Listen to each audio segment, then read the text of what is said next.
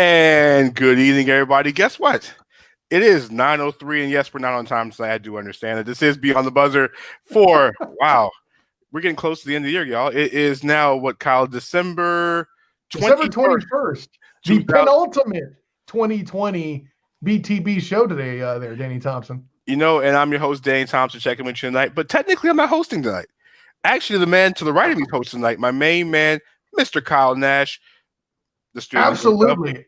Hey, listen, I know some of you thought that Danny Thompson would not be in for the rest of the year, but listen, of course he's going to make a comeback of some sort. We will be allowed to make a comeback. He's a Falcons fan. All they do is allow comebacks to happen. Boom!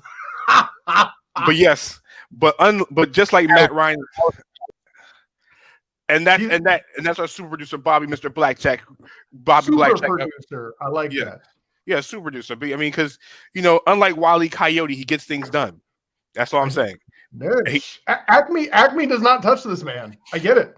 Listen, yes, to Kyle's point, yes, I was taking the rest of the year off, but I really cannot do the show without doing the NBA preview tomorrow. So, but before we go, I wouldn't have it that way. Before we start, shout out to our good friends at Valerie C over my shoulder at VALR.us for everything music, movies, GIFs, and everything else for your marketing concerns. Big shout out to our good friends at Mentality Barbershop at 2611 Pine Hills Road over in Orlando, Florida. Check out my main man, Corey Lamar D.O., the entire crew over there. Happy holidays to that entire crew over there.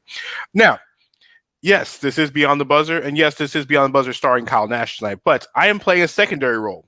The good news is, for those who missed me over the last week, sorry, but I'm tending to family concerns, but I could not do the show tonight, the NBA preview, without me doing it myself. So, how precious? Yes, hey precious. So tomorrow night the NBA season starts, Kyle, and there's Bobby. Yeah. I mean, 2 out of 3 is amazing. The best part about it. So the best part about it is, so the NBA season will begin tomorrow night, and Kyle, it was 72 days ago the LA Lakers took the Miami Heat in Game 5 out in Orlando inside the bubble. And guess what now, Kyle? 72 days later, the Los Angeles Lakers will tip the floor tomorrow night to actually get their rings, get their banner, and arguably the quietest ring ceremony since the 1950s. There'll be no fans inside Staples Center tomorrow night as the Los Angeles Lakers get their rings. LeBron James and company will raise another banner in Staples Center against their building, I guess, compadres, the baby brother to the Lakers' big brother, the Los Angeles Clippers, who have no banners and no finals appearances in playing the same building. I would say roommates. That's what I'd say. By the way, Danny Thompson, with this season starting so soon, did they even have time to craft the rings, for goodness sake? Oh, my God. I mean, it was the quick. I mean, to those points, it was quick. I mean, the NBA season had to get around quick because guess what? With everything going on with COVID, it had to be done as quick as possible. And most importantly, NBA television money was really at the forefront of all this. Because of the fact that the NBA didn't have anything involving television money, you had to make a decision sooner or later. Christmas Day is the biggest day of the year for the NBA, and we need to have basketball on that day. But before we get to Christmas Day, Kyle, your favorite thing in the world is storylines. So let's start with the storylines. We'll talk with the two major games tomorrow night, and then I'll break down everything in between. And Kyle, take notes because it's going to be fun for the next 24 minutes. All right. Now, we all know about the Lakers and Clippers inside Staples Center tomorrow night. It's the late game on TNT. The Lakers raised the banners. The Clippers, who were completely disappointing. We were supposed to get Lakers and Clippers in the conference finals, but some guy named Nikola Jokic in the Denver Nuggets said, yeah, right, this isn't happening. Has some other plans. Yes, had some other plans, and Kawhi Leonard and Paul George's jump shot also had other plans because they were still in Los Angeles as the Clippers went down in Game 7 in complete flames. Hey, listen, I also planned for the Bucks to make the finals, and Chris Middleton had other plans by ending up on the back of a milk carton, but I digress. Well, hey, listen, Giannis got hurt, and the Bucks were trash in that series. Can't blame Chris Middleton. No, you ain't wrong. I just wanted to make the Chris Middleton joke. I know, but the real milk carton is not even on the roster anymore. He's down in New Orleans. But Fact. Let's talk about Lakers and Clippers. The Clippers now have a brand new head coach in Tyronn Lue. They still return Kawhi Leonard and Paul George, but the problem is key player Montrezl Harrell, 6th man of the year, is now playing for the team that they played tomorrow night across the hall. Montrezl Harrell spurned down other offers to go play for the Los Angeles Lakers as he takes the place. And Kyle, you know, it's crazy, the Lakers this year. When you look at the Los Angeles Lakers, Kyle, they lose Avery Bradley, Rajon Rondo, Dwight Howard, JaVale McGee, all key members of their championship run, and the Lakers are probably better than they were last year. Those 4 guys are gone, and guess what? Guess who comes in his place? You had a Montrezl Harrell, like I said, mentioned a second ago. You went and got Marc Gasol, a veteran big, and then guess what? You sent Danny Green packing and brought in Dennis Schroeder, one of arguably the best six man in the league, combo guards, and guess what, Kyle? He fills a void. He's a scorer. The Lakers are so talented right now, Kyle, that LeBron James and Anthony Davis, which are probably low managed the first start of the season, can still take time off, not play as many minutes, and the Lakers are still a top 4 team in the Western Conference until they get back. And you got to give some credit to your Padawan Hunter last week. He cited a lot of things that you did, and I want to also add, he was going completely crazy at the point guard position with them replacing Rondo. I think that's the biggest deal to me personally. Listen, the problem was the Lakers still needed scoring, and if anybody can score the guard position, is Dennis Schroeder. Mm-hmm. Schroeder is an expert scorer off the bench. Listen, he wants to start.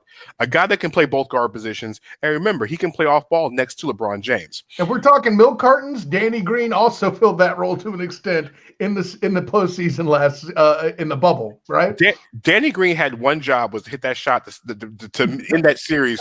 He had one. You got $10 million to make one shot. You couldn't even do it. Let me get that one shot. I'm draining that thing. Easy, quick, fast, in a hurry. We'll call you the plumber. You're going to be draining it.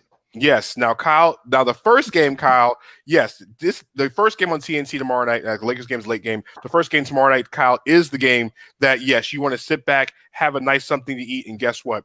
Golden State and Brooklyn. Yes, I'm very curious about that game. Listen, I know Klay Thompson's not playing for the Golden State Warriors. We haven't seen James Wiseman because he was out due to COVID. Draymond Green's nursing an injury. But guess what? Steph Curry is back.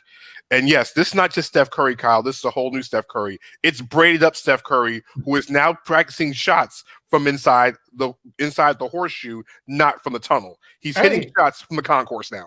Maybe he'll make one of those during the fourth quarter. Listen, he hit enough of those in preseason, Kyle. His last couple preseason games, he averaged with 25 points a game, Kyle, in less than 22 minutes. Now, on the other hand, the Nets opened up and they finally get what they signed for 560 days ago, which was Kevin Durant. Durant makes his debut. I'm sorry. Yeah. You knocked me over with that number. Keep going. My bad. It's been 506 days since Kevin Durant tore his ACL and is back on the court for the first time in a regular season game since the night of the Achilles injury. On top of that, Kyrie Irving, hopefully, is not saging the court. Hopefully, he's burning up the court. Mm-hmm. The Brooklyn Nets are now healthy, and guess what? Durant's not on a minute restriction. If you watch him in preseason, he's coming down court, Kyle, hitting pull-up 25, 30-foot shots like it's the old Kevin Durant. The Brooklyn Nets are loaded, and on top of that, you have Steve Nash, Mike D'Antoni, and a whole bunch of guys that just preach offense. Defense is optional. Points will be scored tomorrow night. That's all. Listen, and I want to ask you, if the Nets find success, because on paper you're pretty high on them. I agree with you. That on paper they are something to be pretty high on. Unfortunately, when you roll that paper into the joint and smoke it for the season, we don't know what we're going to get with certain more flammable elements like Kyrie. So I have to say, if the Nets see success, like the good portion of that's got to be on Steve Nash, right? Listen, Steve Nash's job is to basically escort egos and make sure everybody works itself out the way they're supposed to. Escort egos, I like it. Yeah, he's got to manage egos. He has to be Phil Jackson without the Zen. That's what he has to be this year. Okay. You've got to manage Kyrie. You have to manage Kevin Durant. You have to manage what's left of that roster. And who knows if James Harden's going to show up in Brooklyn before this is all over with. Well, that's doubtful, but I hear you. So we have that storyline. Speaking of James Harden storylines, the Houston Rockets and James Harden are like in a bad marriage right now. Harden doesn't want to be there. The Rockets want to keep him. The Rockets don't want to give him away for nothing. The Sixers have offered multiple. I mean, there's been rumors that the Rockets have wanted multiple first-round picks, including a star player, for the services of James Harden. Listen, James Harden is still one of the 5 best players in the league, but the problem with James Harden is you got to figure out how to fit him in your system. He doesn't fit in every system. Not every team can use James Harden, because James Harden is a very ISO-dominated guard. Here's the thing. Yes, he also got a little bit of fluffy during the time away. The problem with James Harden is that if you have a good point guard, you don't need James Harden. If you have a ball-dominant point guard, for example, it's not going to work. So the other part is, what teams want to give things away? If you're the Boston Celtics, do you want to give away Jaylen Brown and Marcus Smart to be able to acquire, say, James Harden? Or if you're Milwaukee, what can you give that's not Giannis to get James Harden? If you are Houston, is the combination of Drew – I mean, are you trading Drew Holiday after you just acquired him? I don't know. I don't know if that's the good look either. Not for a rental, no. Yeah, because I mean, is it safe to assume that whoever gets Harden, it's a rental, right? Well, I mean, James Harden's got 2 years left on his contract, so you mean it's either win now. And if you're Philadelphia, do you really? I mean, if Doc Rivers wants to try out this whole thing with using Joel Embiid and Ben Simmons once again, if you trade Ben Simmons, and I don't know why the Houston Rockets would take this on, because Ben Simmons and John Wall would be a train wreck shooting wise. James Harden and Joel Embiid will work. Harden will be James Harden and Joel Embiid will be the best dynamic duo. I might get thrown for this since Shaq and Kobe. Best inside-outside combo since Shaq and Kobe. I mean, that potential is there. I'll say there'll be Diet Coke if Shaq and Kobe are Coke. Maybe. Well, I mean, it's the best. It's the best duo that we've seen. I mean, because at rare times you see 2 top 15 players at the inside-outside position like that, and as dominant as they both can be at the same time. Other than Braun and AD. I mean, yeah, but we got to think though. Braun is not the perimeter player James Harden is. Braun's just Braun. So he's now, just a force. yeah, he's a freak of nature at 36 years old. So let's break down each conference, Kyle. I'm gonna let you pick, Kyle. Which conference should we start with? East or the West? East or the West? Listen, you always start with the East. Let's start with the East. The defending champion is not the Milwaukee Bucks, but it's the Miami Heat. What did the Heat do in the offseason? Jay Crowder is now gone down in Phoenix, but Miami returns almost everybody. They re-signed Bam Adebayo to a long-term contract, so Bam Adebayo is not going anywhere. They re-signed Gordon Dragic. The Miami Heat were a different team if Gordon Dragic plays in that final series against the Los Angeles Lakers. Not saying they're going to win the series, but it does change things because Dragic was actually having a great playoffs. The Heat are still getting better with the youth. The Tyler Hero returns. Kendrick Nunn hopefully will find himself again. Duncan Robinson is one of the best shooters in the NBA. The Heat are loaded, and guess what, Kyle? Eric Spoelstra can coach. Yes, he can. Be the most underrated coach in the NBA. You and I have had that conversation even when we were still in studios and not on Facebook Live. But this is something you're forgetting to do, man. You're forgetting to pimp your stuff. You mean Danny Thompson's selection for potential 6 Man of the Year honors in the 2021 season, according to the article put up for the award predictions on the 3pointconversion.com. Plug. All right. So, yes, Tyler Hero is one of the best 6 men in the NBA. We don't know if he's starting. Not to mention, Kyle went this entire Miami Heat segment without talking about their best player, which is Jimmy Butler. Of course. The Heat are still loaded all the way around. So we all now who can dethrone the Heat? Let's talk with the Milwaukee Bucks. The team that's had the best record in the NBA the last 2 seasons has the first player that has a chance to be the first 3-time MVP consecutive since Michael Jordan. Yeah, that's crazy. I mean, I'll ask you I would ask Hunter this if he's here, but he's not. I got the master. Why I need the panel on. Tell me exactly what Giannis could do to make his game better. I mean, is it just as simple as hoping he can develop a better shot from the outside, or what? That's all he needs. If Giannis hits a consistent jump shot, because teams let Giannis shoot the basketball, it's almost unstoppable. It's the same way as Ben Simmons. If Ben Simmons would actually try and shoot a shot over 15 feet, Ben Simmons is almost unstoppable. That's how unstoppable these guys are in certain situations around the entire NBA. But also, what did the Bucks do after flaming out in the series against the Miami Heat? What did they do? Here's what they did. They went out and not only traded Eric Bledsoe, a guy who went Carton missing, they went and got Drew Holiday, one of the best 2-way defenders in the league, can play both all guard positions, and guess what? He doesn't mind being a third wheel. He was a 20-point-a-game scorer in New Orleans next to Brandon Ingram and Zion Williamson. You're putting the ball in the hoop for 20 points every night. You might be a third wheel, but you're still doing a lot of rolling. I'll put it that way. Listen, he's going to keep rolling on top of and talking Milwaukee's chance of the championship. Now, the Boston Celtics team we talked about earlier, listen, Jason Tatum, Jaylen Brown, one of the best duos in the NBA. Kemba Walker finally has to get healthy. He's going to be out for the first couple of weeks with the knee surgery, the knee procedure that Kobe Bryant had when he had issues with his knees. Now Marcus Smart returns, but here's the difference. The Celtics added Tristan Thompson in the offseason to add more rebounding prowess up front. The Celtics have a multitude of guys who can shoot the basketball. Aaron Nesmith is one of them. Please watch out for him, the sharpshooting rookie from Vanderbilt. The Celtics have a lot of guys everywhere, and really it's just Brad Stevens just finding the right combination and get to the NBA Finals for the first time since they won the championship with Paul Pierce and those guys. All right, continue. Think about this. Listen, Nick Nurse and the Toronto Raptors get no love and no respect from anywhere across the league, but Nick Nurse is one of the best head coaches in the NBA, and guess what? The Raptors brought back Fred VanVleet. They still have Pascal Siakam. You still have Kyle Lowry. But you know what, though? But Kyle, here's a signing you might want to pay attention to. We talked about Terrence Davis and Norman Powell, but the guy you want to watch out for, Kyle, is Aaron Baines. He came over from Phoenix, a big that can shoot the basketball and a big that can roll to the basket. Remember, Marc Gasol and Serge Ibaka are both gone. Baines is going to step in the role. And another guy you might want to watch, keep an eye on the guy named Chris Boucher, power forward, a guy who's ready to be unleashed. The Raptors have been really good about developing talent. Look at Siakam, look at Van Fleet, you look at Terrence Davis, you look at Norman Powell. Boucher is the next one. They just somehow they take their farm system and turn it into something huge. Boucher is the next one. Continuing down a list of teams, we mentioned the Brooklyn Nets. The Nets are loaded everywhere. They're the favorite in the Eastern Conference for more reasons. Kyrie Irving and Kevin Durant both healthy, and Kevin Durant looks very angry. He looks very Thanos-like in preseason. He's ready to he's putting the Infinity Stone together. He's about to basically wreck shop on the Eastern Conference. Okay, I mean, he's trying to put the gauntlet on and get you, but I mean, I'm gonna hold your feet to the fire on this one. Are the Nets your current favorite to win the East? I'll answer that question in about 3 minutes. Copy. All right. Now that is Thanos-like. Bobby Blackjack once again with the 2 points in this one. Other teams in the Eastern Conference, listen, we talked about the Philadelphia 76ers, new head coach in Doc Rivers, Joel Embiid, Ben Simmons, but here's what the Sixers did. The Sixers struggled to shoot the basketball, so what did that went out and do? They traded for Seth. They acquired Seth Curry. They also acquired Danny Green. Tyrese Maxey's another shooter they got from Kentucky. They have shooters all around. Tobias Harris is expected to go back to the way Tobias Harris played last time he was with Doc Rivers, not being so dribble. He's going to start shooting a lot more.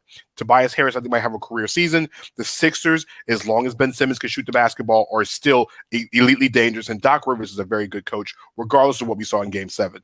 Even when Ben Simmons can't shoot, they're a good force. It's a matter of whether or not they're a championship threat, and that shot's going to be what's necessary for that to happen. I could sign off on that. All right, now as you look around the rest of the Eastern Conference, let's talk about the Indiana Pacers. The Indiana Pacers are one of the bigger question marks in the league because guess what? We don't know if Victor Oladipo is 2 years after the injury.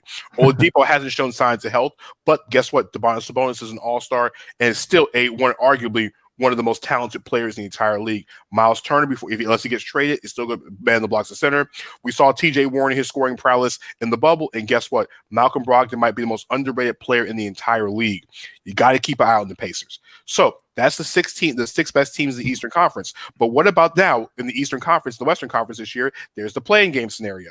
Guess what? You got 3 playing games in both conferences. So who is that team 7 through 10? Let's go with those teams 7 through 10. Listen, the Washington Wizards went out and got Russell Westbrook. They had Bradley Beal, and look, the kid Denny Avdia is going to be really, really special. He's been special already for them, and guess what? He does need the ball in his hands to be effective. He is a playmaking small forward. On top of Thomas Bryant, I know Rui Hachimura might be out for a month because he got diagnosed with an injury yesterday. I think it's pink eye. He'll be back in 3 weeks. Yeah. Listen, Scott Brooks has finally got his guy back. Russell Westbrook has best seasons under Scott Brooks. The Wizards are a force now. Listen, Russell Westbrook and Bradley Beal, it's a perfect combination. Bradley Beal doesn't have to have the ball 48 seconds on a shot clock like James Harden did to be effective. He's one of the best shooters in the NBA. As long as in shooting situations, Russell Westbrook can finally figure out to make sure Beal gets the ball in those situations and let him attack the basket, Russell Westbrook might be in triple-double range again this year. I don't know. So you tell me Westbrook with triple-double, I see a team that's got the wrong focus on what to do to be successful in the NBA. Don't forget about Davis Bertans, one of the NBA's best sharpshooters on the outside, brought them back as well, too. Speaking of teams with sharpshooters, listen, the Atlanta Hawks are still one of the best sharpshooting teams in the league. Trae Young is already back, but guess what? Atlanta's always – when you talk about Trae Young, it's like, okay, so what does he have around him? Well, Atlanta went out and got things around him. We all know how good John Collins was, and Collins missed 25 games due to a suspension last year. But now they got him back for a full season. But what they do? They went out and got Bojan Bogdanovic from the Sacramento Kings and got Danilo Gallinari, pay him $20 million to say, hey, I need you to be a sharpshooter off the bench. But what else they went out and did, Kyle? They went and got Chris Dunn for defense and Rajon Rondo to mentor Trae Young. And most importantly, they didn't get Danny Green. Exactly. But Kyle, mix all this together with Clint Capella, who they acquired at the trade deadline last year, who didn't play 1 minute. I didn't mention DeAndre Hunter. I didn't mention Cam Reddish, who are also key feature and building blocks to the Hawks. Lloyd Pierce went out and added Nate McMillan, a very, very underrated hiring. Nate McMillan, one of the best coaches in the NBA, just can't get out of the first round as a head coach. He's now part of the staff. the Hawks are now circling themselves to make the playoffs. But what about the other teams that made the playoffs last year? Listen, we talked about Brooklyn earlier, but let's not forget about the Orlando Magic. The Magic today went out and re-upped on Markelle Fultz, 3 years, $50 million. Jonathan Isaac re-upped 4 years, $80 million, even though he's going to miss the entire season. Yeah. The Magic couldn't do much in the offseason because they were cap strong. They went out and got Dwayne Bacon, was a former Steve Clifford player. It is what it is. Listen, Orlando has a lot of talent, but we just don't know if they have enough shooting, but they play defense. The real question is, if Mo Bamba gets healthy, we know what Vucevic is. We know Evan Fournier had a career season last year. Aaron Gordon we're still waiting for Aaron Gordon to make that turn. Still hasn't done it yet. Well, I mean, you mentioned Vooch is healthy for now, but he missed significant time during the season. And as he ages as a big man, one would have to think he's going to miss more time in the season, right? I mean, but listen, Vucevic has one thing most centers don't have. He can hit from anywhere on the court. That's the guy, you can be injured all you want to, but shooting doesn't go away. That's one thing that happens when you get older. Your shooting gets better. It doesn't get worse. You look at other teams in the Eastern Conference. Talk about the Chicago Bulls. Listen, why are the Chicago Bulls even considered any of this? The Bulls were bad last year. The problem was the Bulls didn't have a head coach last year. Jim Borland couldn't coach his way out of a paper bag, and guess what? He's gone. Insert in now Billy Donovan. Mm-hmm. Donovan has won with college-style players and a college style for a very long time. I love Billy Donovan's hire here.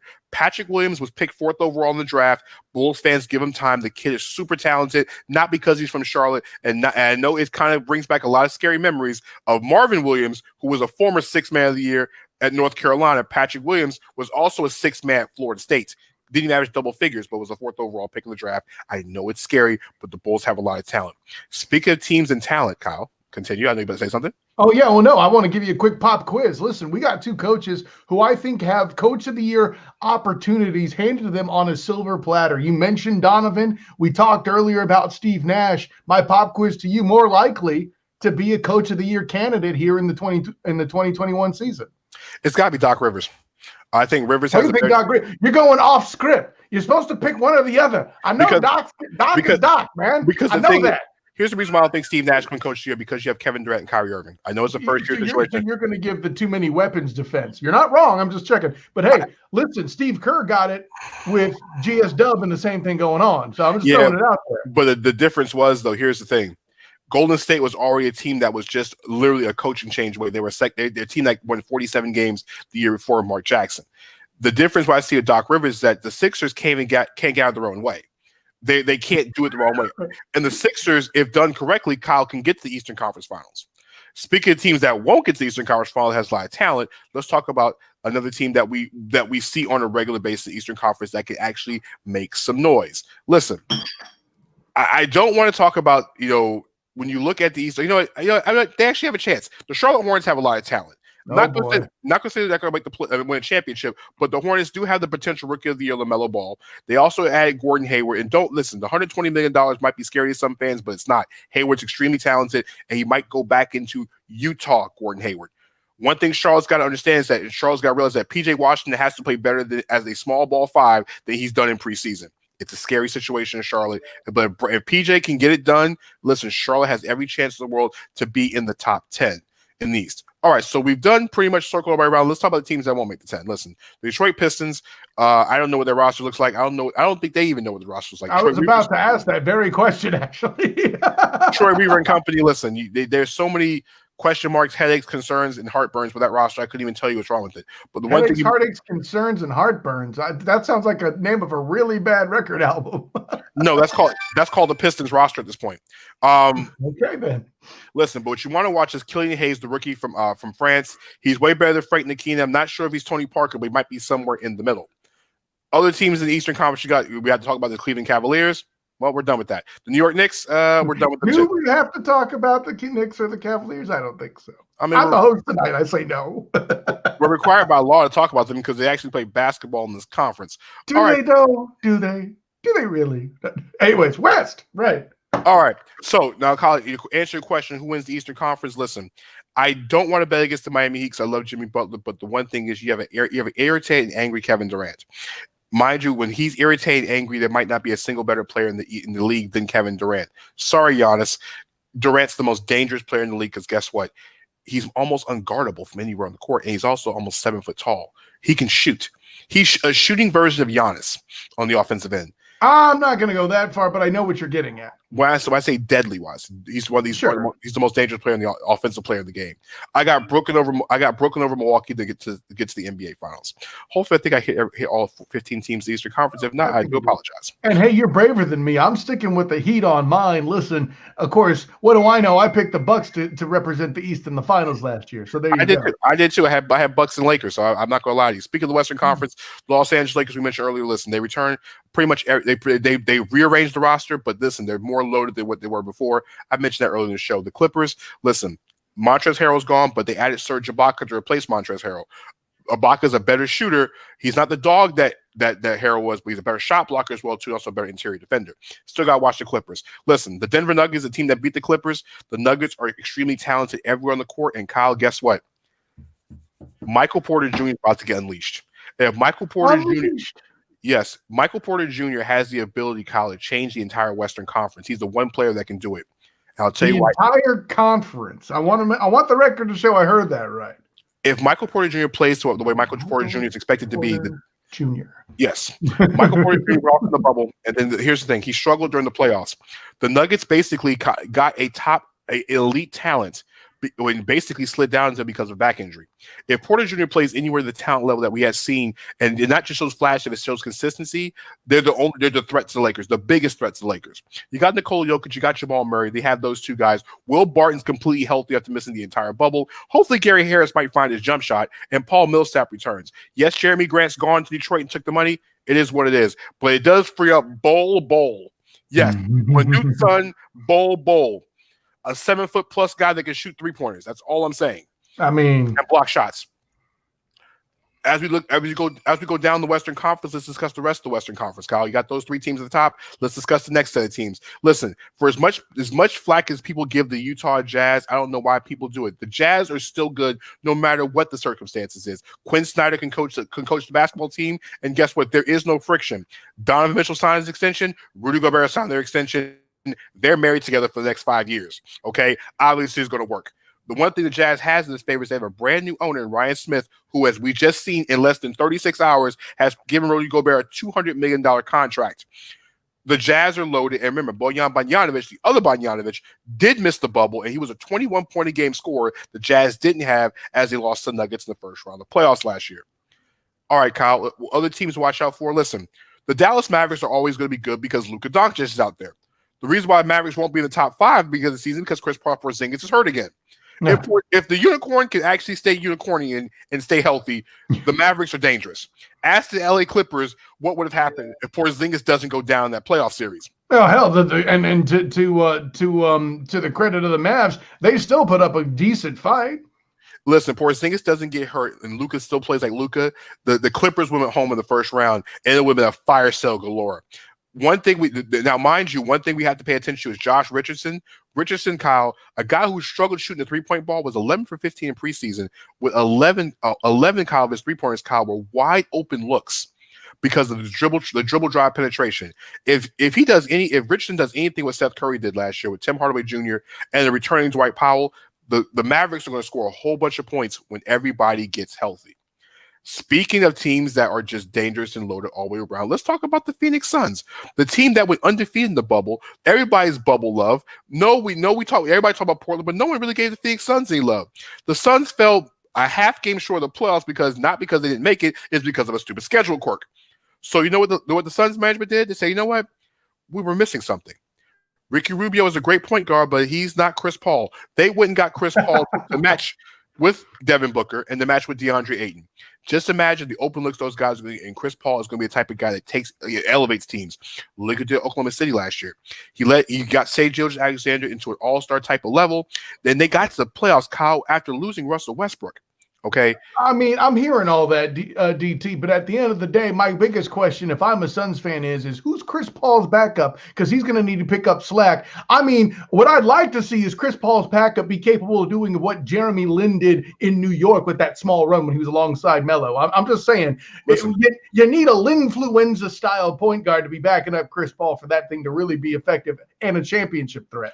Good question. Now, what they do, they got back Jaren Carter. They also have Langston Galloway. But here, Kyle's one thing: Devin Booker played a lot of point guard last year too. Mm-hmm. So Devin Booker can handle the point guard responsibilities. I think he averaged almost 6 assists a game last year.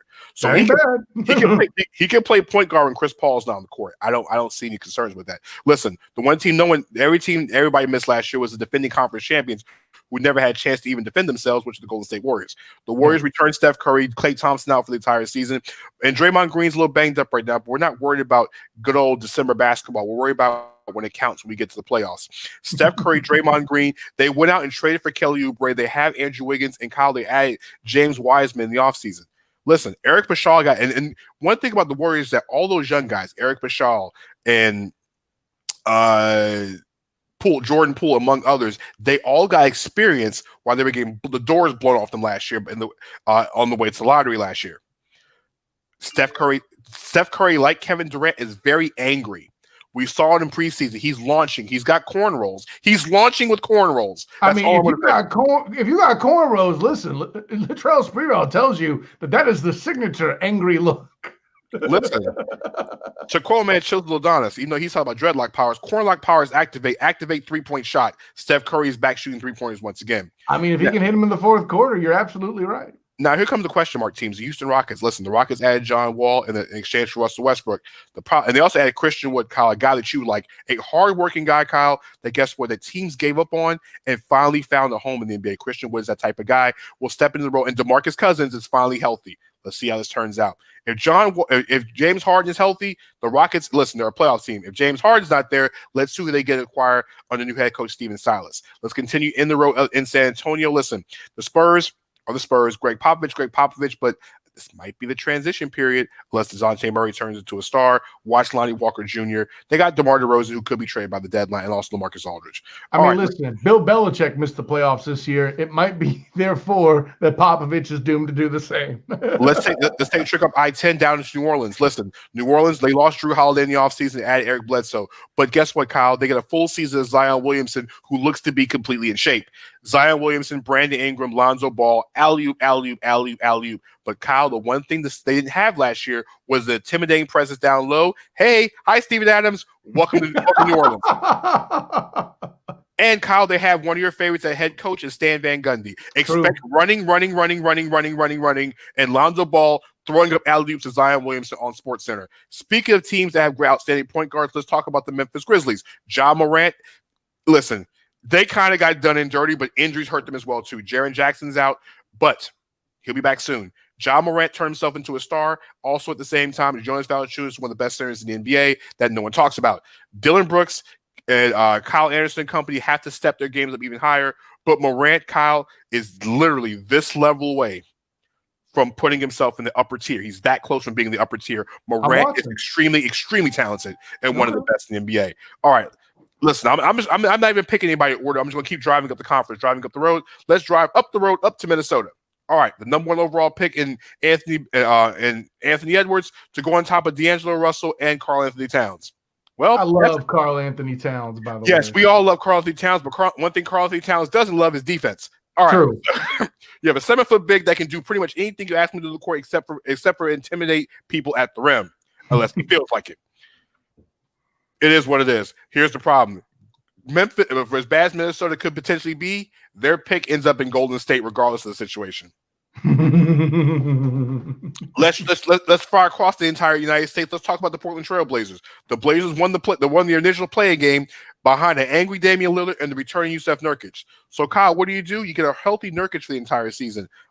Okay, bye Hassan Whiteside, but enter Enes Kanter. But also they had trouble on the wings. Hi Robert Covington. Hi, Derek Jones Jr. The Heat are going to miss Derek Jones Jr., by the way. Yeah, all those guys on the perimeter, and guess what? They also got Carmelo Anthony to resign coming off the bench. The Blazers, now, Kyle, mark me for this one. The Blazers, this is the most dangerous and lethal Blazers team and the biggest depth the Blazers have had in Damian Lillard's tenure. This is the deepest and the most talented team. They're a top 4 team in the Western Conference, Kyle. And trust me, if they end up in the first series in the second round with Los Angeles Lakers, it's going to be a different series this year than it was last year. I guarantee and mark my words on this one. Let's go down the coast. Okay, we talked about the Golden State Warriors. Let's talk about the Sacramento Kings. De'Aaron Fox finally got paid, and Vlade Divac is out the door. The real question is, now they had Hassan Whiteside for a second tour of duty on a 1-year contract. Let's see if he plays like Hassan Whiteside we saw in Portland before Nurkic got there. The double-double guy that blocked shots and was really just grabbing every rebound. De'Aaron Fox has a chance to be a star, but it's Golden. It's the Kings. They're still paying Harrison Barnes. All right. We talked about the 2 California teams, Lakers and Clippers. We talked Suns. We talked Jazz. We talked Nuggets. Kyle? Oh, only team we did forget, the Oklahoma City Thunder. Why I forgot about the Thunder? Because the Thunder forgot about themselves by trading everybody. Because they forgettable. That's why. Listen, gone is Chris Paul. Gone is Steven Adams. The only person I remember from last season is Rumble the Bison, the mascot. Billy Donovan's gone. They hired their G League head coach to be their head coach. All right. Shea Gilgeous-Alexander is a really good player. Darius Bazley has enough talent. And don't sleep on Lou Dort taking over the shooting guard position. Well, they added Al Horford. Super. I've got nothing left here. All right, Kyle, Western Conference Finals. Listen, Lakers, Nuggets. I have Lakers in the championship, but it wouldn't surprise me if the Nuggets got to the championship. So, yeah, I have Lakers, Nets in the championship. And listen, LeBron, KD in a real series with a Kyrie that's going to be that wants to win the series. The X factor is Anthony Davis in the series. Lakers over Nets, and I'd say Kyle in 7 games. We're going to have fans in Staples Center for Game 7 as Anthony Davis dunks on Kevin Durant. Durant goes for 50. Lakers win the championship, though. Do you think they would actually put Kevin Durant to guard AD? I'm not convinced of that. No, it's going to be a switch. Kyle, you know NBA switches all the time. That's true. All right, Kyle. I know if you want to check out who I have winning the awards, check out the 3pointconversion.com. I have every award on there as well as the entire team on there. So, Kyle, I went over my time tonight. So, it's been a pleasure. NBA fans, get ready for tomorrow night. It's my favorite time of the year. And now I'm back on sabbatical. I will see everybody. And Kyle, trust me, I'm just hoping Ohio State. I'm hoping that the Clemson Tigers lay the people's elbow to the Ohio State Buckeyes. Yeah, well, they're so worried about a team getting blown out in the first round of the playoffs, and lo and behold, they set that up. They should have given the Bearcats their chance. I'm sorry, LA brought us. The facts of the case are those, and they are not in dispute. Anyways, go give your daughter a hug, bro. Thanks for jumping on. Great job breaking it down. Great job fielding my pop quizzes like I know you can. We'll have Hunter back on next week to help us evaluate the first week into the new season. Danny Thompson, thanks a ton. Tell the people where to find you and plug things. Well, you can find me on the 3pointconversion.com. You can find me on Beyond the Buzzer on this network as well, too. And guess what? NBA season starts tomorrow night, but guess what? There's more of me coming on Wednesday night. At the end of the Hornets game, it'll be the brand new show, Trade and Try On, going over every single Hornets game live after post game. I want all, and this is not an NBA show. This is a Charlotte Hornets show. So if I'm not fielding questions about Donovan Mitchell and his contract, I'm fielding questions about LaMelo Ball, Terry Rozier, Devontae Graham, and the Charlotte Hornets. Check it out on Haps.tv as well as potentially Blackjack TV in the next couple of days. Guys, have fun, talk football, and please, give some love to the MVP of the league, Patrick LeVon Mahomes II. Hey, top vote getter in the Pro Bowl, just as it should be, but had the ball for 41 minutes and only beat the Saints and Old Man Breeze by 3. Good call, Danny Thompson. Anyways, have a good night, brother. He thought he was going to get away with one there, didn't he, Bobby? So, Bobby, man, welcome back. What's up? Hey, man, always good to have the best artillery man in the business, Bobby Blackjack. Danny Thompson went full court press on you. Is that an overused analogy? Can I use that one? I don't know. Go ahead. Anyways. By the way, real quick, my Steelers are losing 17-0. Yeah, listen, I'm beginning to think that the new rivalry in the AFC North could be the Bengals and the Steelers, the way things are going, and this could be the game that inspires it. Moreover, I should say the game that inspired is obviously that playoff game where the Bengals, Vontez, Burfict and company were hitting everybody dirty, and, they're starting fights, and Joey Porter as a coach is getting on the field and all this other stuff, and the Bengals are about to win the game if they don't execute one of the dirtiest hits in NFL playoff history and keep the Steelers right back in the game. And we're seeing a lot of that here, that bad blood here. Go ahead, Bobby. Yeah, Kyle, that could be the game also where Antonio Brown goes from hero to villain. Because they always point back to that hit by Burfict where maybe he got was it CTE they call it? Sure. That because he's been a much different person on and off the field since that game. And maybe a jar to the head and a concussion he got might have been the beginning of the end of, or the spiraling down of Antonio Brown in the NFL. Because since then he was like, crazy off the field, crazy on the field. There is circumstantial evidence to back your theory, but Ryan Clark, a former DB for the Steelers, now he's an ESPN personality, if I remember correctly, either that or NFL Network, I forget precisely. But he has cited in the past that Brown's penchant for, prima donnaism and things of that ilk were evident but not prominent. And maybe it's a combination of that and him getting a giant contract. I don't know. It'd be an interesting conversation point. That's not a bad theory, but I also think that one's personality also plays a factor here. And who knows? Listen, Deion Sanders is in the Hall of Fame in the NFL on the strength of making very few tackles. And perhaps Brown from that point took the advice of Deion Sanders and started making business decisions. I could see some.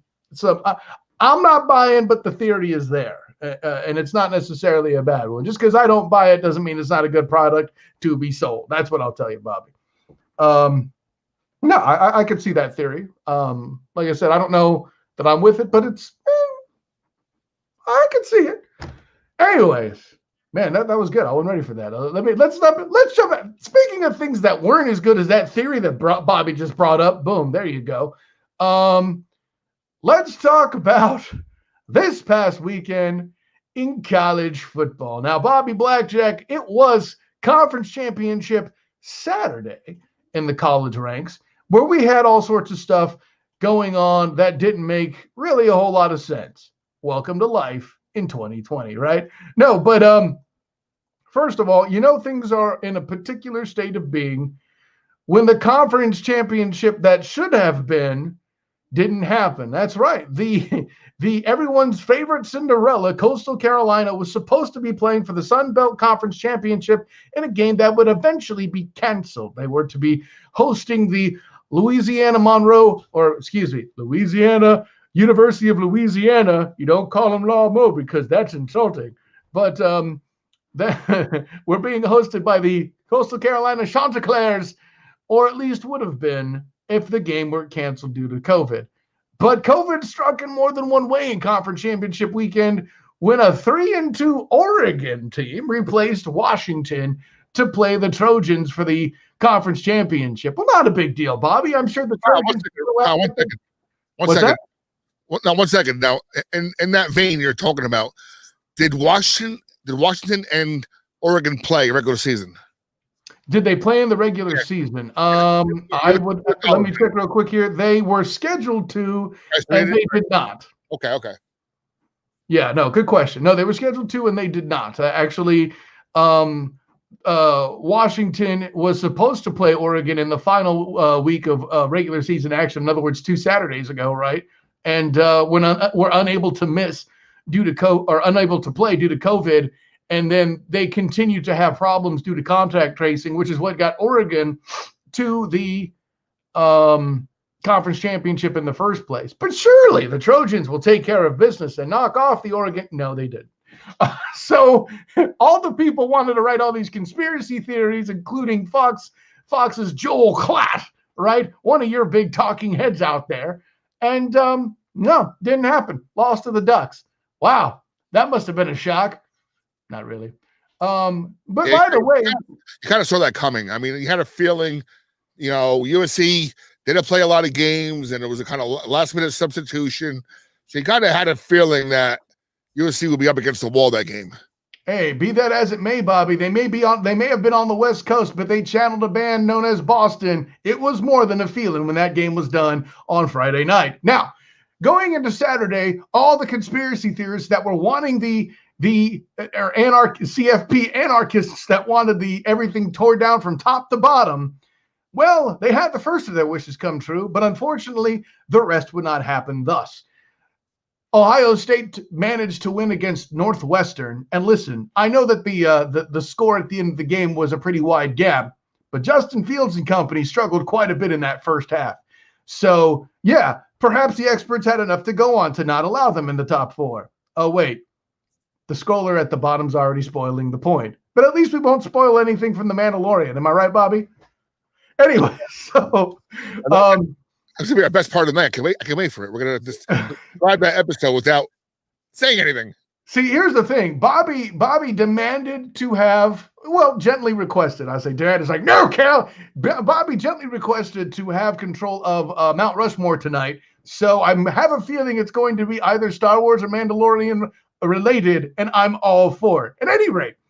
So then later in the day, you also had Bobby's matchup that he was ready for. I'm sure he had his Notre Dame gear on for it. Clemson and Notre Dame. Now, Bobby wanted us to believe that Trevor Lawrence didn't matter that much. Unfortunately, we have evidence to the contrary. Bobby, do you need a hug, first of all, before we proceed? He's here on. I got you. He's here on, known as Big Bird. Hey, listen.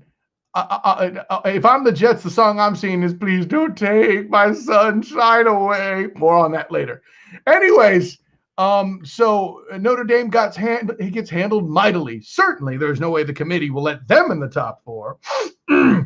Then, later in the day, of course, further hearts are broken in the conference championship game where Alabama dominated in predictable fashion. All the conspiracy theorists and anarchists against the College Football Playoff Committee did not get their wish. The Cincinnati Bearcats are not included in the top 4. And it's a damn travesty that Ohio State shows up by proxy, gets a spot, while Notre Dame gets spanked around like, let's just put it this way. The first game was much better for Notre Dame fans and still has a way in to victory. Now, I know what you're going to think, Bobby, but Cal, Cincinnati, can they really compete? Hey, listen, I've seen the spreads on these first championship games. They can compete as good as that. That's all I'm going to say. Bobby, anything to add? I see a lot of head shaking from you. I mean, as an Irish fan, you just got to kind of hope or hang your hat on the fact that maybe Coach Kelly just realized this wasn't their night, right? Especially after the first half. And I don't want to say they played out the string, but they didn't want to show them anything else that they might want to show if and when they made the college football playoff. And maybe they just, all right, we're not, all right, this is not our night. We can't seem to do anything. Let's not do any trick plays. Let's not do anything fancy because let's save that for the big show next weekend. I mean, listen, at the end of the day, the thing is this, and I'm not knocking Ian Book. He's going to be drafted. He's going to play in the NFL, but he's not going to be an all-world talent, Andrew Luck caliber talent that Trevor Lawrence will be.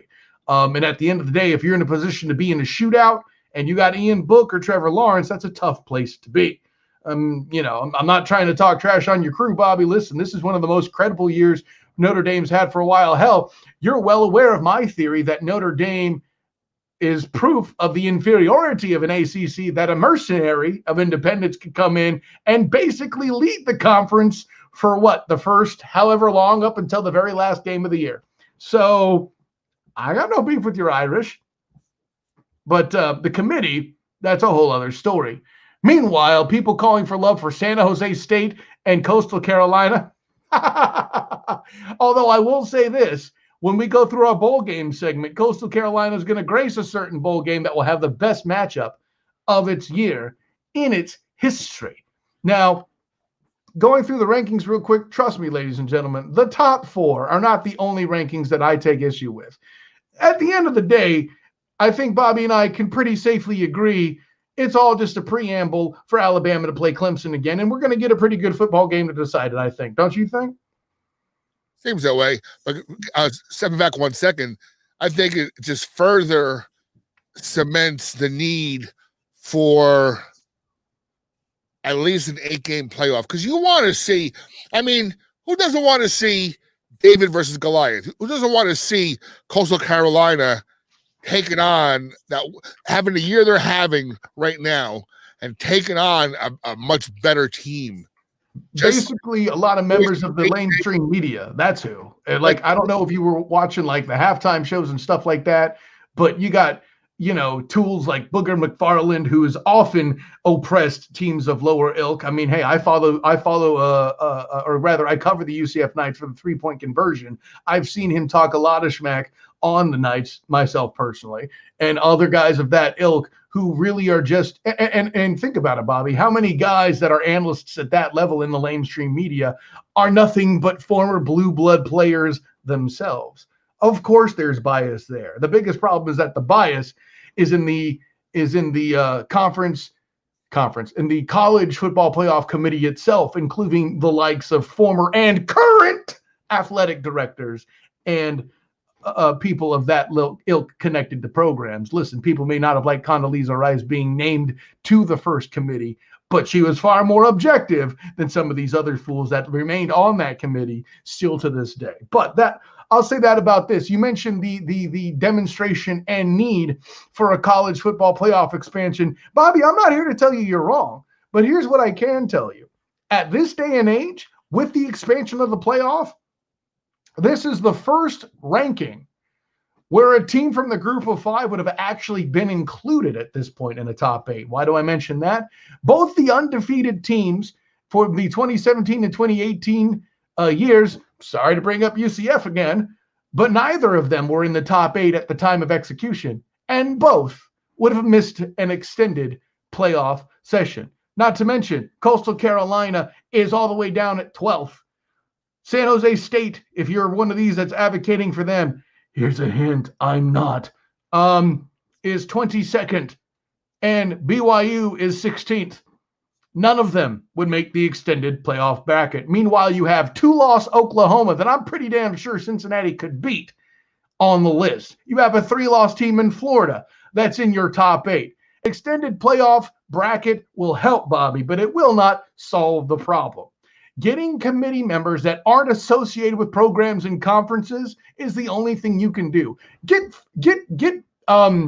baseball writers on there for all I care, but you need somebody who will A, watch the games, and B, not be tied and connected to a particular affiliation. Only way you can fix it. Agreed. So as fun as that was to talk about, here's the one thing I do want to explore as well. Can somebody tell me why Iowa State is in the friggin' top 10? What are they doing here? They have 3 losses. 3 losses? I thought it was 2. 3, wow. Yeah. Oh, Iowa State, yeah. They managed to blow the conference championship for, in fact, a 3rd loss. And by the way, one of their losses is to the group of 5 that's so much maligned in the form of Louisiana Monroe. The Ragin' Cajuns beat them opening the season. Oklahoma State also beat Iowa State. The same Oklahoma State team that almost lost to Tulsa earlier in the year as well. But no one wants to talk about that. By the way, people want to hold it over Cincinnati's head that they had struggled in their conference championship against Tulsa, when Tulsa, in fact, nearly beat a Power 5 themselves that you want to hold in higher regard by showing that they're ranked, let's see, what are they ranked now? 21st overall. I'm not saying, well, yeah, I am. Anyways, now that griping, go ahead, sir. Seems like this is the one year where, they always say close enough is not good enough. Well, this year seems to be the year where close enough was, all right, you lost by 3. That's close enough. We'll give you a good rating. Yeah, that's not a joke. I'll tell you this, and there's a year, I see him on Around the Horde all the time. I forget which actual publication he writes for, but Bill Plaschke mentioned something that 2020 is the year of outliers. If this was the year to do it, or if there was a year to do it, this is the year to do it. And as I've stated before on this show, Bobby Blackjack, if they were to bring them in and they get clobbered, that is the ultimate evidence they need to continue to keep them out and maintain the conspiracy, right? I've said it before. I said my piece, and we'll move on. In light of that, we do still have a series of bowl games, which the good thing, air quotes, about the scheduling issues taking place throughout this year, though the cause of it is pretty bad, we do have the opportunity for several bowl games that are going to have historically good matchups. For example, Bobby, say what you will about UCF as the 4th best team in their conference. BYU, who was once in the hunt to be at the top of the group of 5 until they played basically what I'll call an emergency game against Coastal Carolina and lost. Guess what? The Boca Raton Bowl now has UCF facing off against Brigham Young University and the Heisman dark horse Zach Wilson. If you're that bowl committee, it sucks that you won't be able to have fans in the traditional sense, but that's a hell of a matchup. That's going to get some butts in front of it, don't you think? Okay. Sorry, what game was that again? UCF and BYU at the Boca Raton Bowl. Yeah. I mean, like you see, from there, you're at least mildly cautious, mildly curious. I get it if, watching Tulane in Nevada in the famous Idaho Potato Bowl isn't your cup of tea. or watching La Tech and Georgia Southern in the New Orleans Bowl isn't your thing. Okay, I'm down with that. Was there a game today I was seeing updates about? You're right. There was a game today, the Myrtle Beach Bowl, where Appalachian State faced off against North Texas. Not exactly a nail biter as App State won 56-28, but let's be honest, we didn't remember it was on. I'm just saying. Anyways, that's pretty horrible marketing, right? I didn't know the game was on. I nothing to do all day. I'd put it on, but I didn't even know about it. Well, the biggest problem being, like, in a lot of cases, they didn't really know who the participants were until like pretty late in the game. Like just yesterday and today, you would have had a lot of teams named in place. Hell, Army wasn't named to their bowl game until today themselves when a team pulled that. But more on that a little bit later. So, yeah, I probably wouldn't want to watch the Montgomery Bowl with Memphis facing off FAU. I'm not worried about that. But the next big game that comes up as bowl participants go, listen, folks, I know generally speaking that the Cure Bowl isn't necessarily a headliner game. Hey, listen, I've covered it for the past 4 or 5 years. The reason why I go is, A, it's right in my backyard, and B, I get a chance to see up-and-coming teams. Willie Fritz and Tulane, being rising stars that they were in the American Conference, I got to see them for the first time. And up until this season, they were a pretty good group and hadn't struggled one bit in Willie Fritz's tenure. Now, the game I was clamoring for, you may remember, Bobby, was for the end of the regular season where Coastal Carolina and Liberty would face off. Well, unfortunately, COVID prevented that as well. Instead, though, we will get that matchup in the form of the Cure Bowl here in Orlando, Florida, where Liberty will take on Coastal Carolina. And I'll say this, Bobby. What day is that? That will be on Saturday, the 26th, the day after Christmas. So, hey, listen, go wake up early, make all your returns, get all your stuff at noontime. The Cure Bowl kicks off. I know for me, it's actually perfect. So I can sleep late. I can watch that game, then go to work afterwards. It's like the perfect time for me. And listen, I mean, the reward for being being treated like the runner-up to the Sun Belt Championship, Lamo, is paired with the UTSA in the First Responder Bowl. I mean, that's the problem with the Group of 5, is some of these bowl contracts don't necessarily favor them either. But speaking of favorable contracts, the Group of 5 or the New Year's 6 games this year, not exactly impressive, and we'll get to those in a bit. But just like as an example, some of the other ones here, you'll see Oklahoma State and Miami, not really enthused by that, although Oklahoma State has been a participating group at the Camping World Stadium when it was still the Camping World Bowl, facing off against Virginia Tech in the past, so they'll be returning there. The very interesting concept I want to see, Oklahoma versus Florida. Folks, if the Cotton Bowl is not an easy victory for the Florida Gators, then we were justified in not including them in the college football playoff. Let's see. The next thing here. Oh, yeah. Wanted to mention the Liberty Bowl, where West Virginia will be facing off against Army. Army first excluded from bowl participation overall and completely snubbed. They were brought in later after a team was canceled to do battle in the Liberty Bowl, and West Virginia will be facing them. So go ahead and show your Black Knights of Army there at West Point some love and check that game out. I think that's going to be a pretty strong one myself. So, Kyle, I have a kind of a dumb question. Bring it. Why wouldn't the Liberty Bowl invite Liberty to play? Because they can get better sales with Army in West Virginia. Actually, it's funny you mentioned that. Liberty is kind of an up-and-coming program in the Group of 5. They have they were actually in the Cure Bowl last year. I think Buckshot was his nickname. Calhoun was the quarterback. Yeah, it was appropriate they called him Buckshot because his passes would literally spread over pretty much everywhere as far as accuracy, according to a certain scout, a scouting entity that I know personally. Yeah, we'll leave it at that. So anyways, check out Army and the Liberty Bowl. On New Year's Day, we start getting into the New Year's Six Bowl. Cincinnati doing it at the Peach Bowl, much like UCF did in 2017, except they will be battling Georgia. Now, JT Daniels' injury, that whole situation, will he be back for the game? Any of that stuff is, of course, the most important thing, but it's a very interesting opportunity for Cincinnati to once again demonstrate that the American Conference is good, and they're more than just the UCF Knights. Probably the most disappointing bowl in the bunch, another New Year's Six one here. It's going to be in Orlando. The Auburn Tigers against the Northwestern Wildcats. Listen, I know it's probably a big deal for Northwestern fans to get to an NY6 bowl, and that's all good and well, but I am like, how did Auburn make it to a New Year's? Can somebody tell me why Coastal Carolina isn't playing Northwestern? That's probably a fair question, right? I would take Coastal Carolina against either team. Okay. My question is, why is Auburn there? Hell, they did bad enough to fire their coach. How the hell did they get a New Year's Six shot?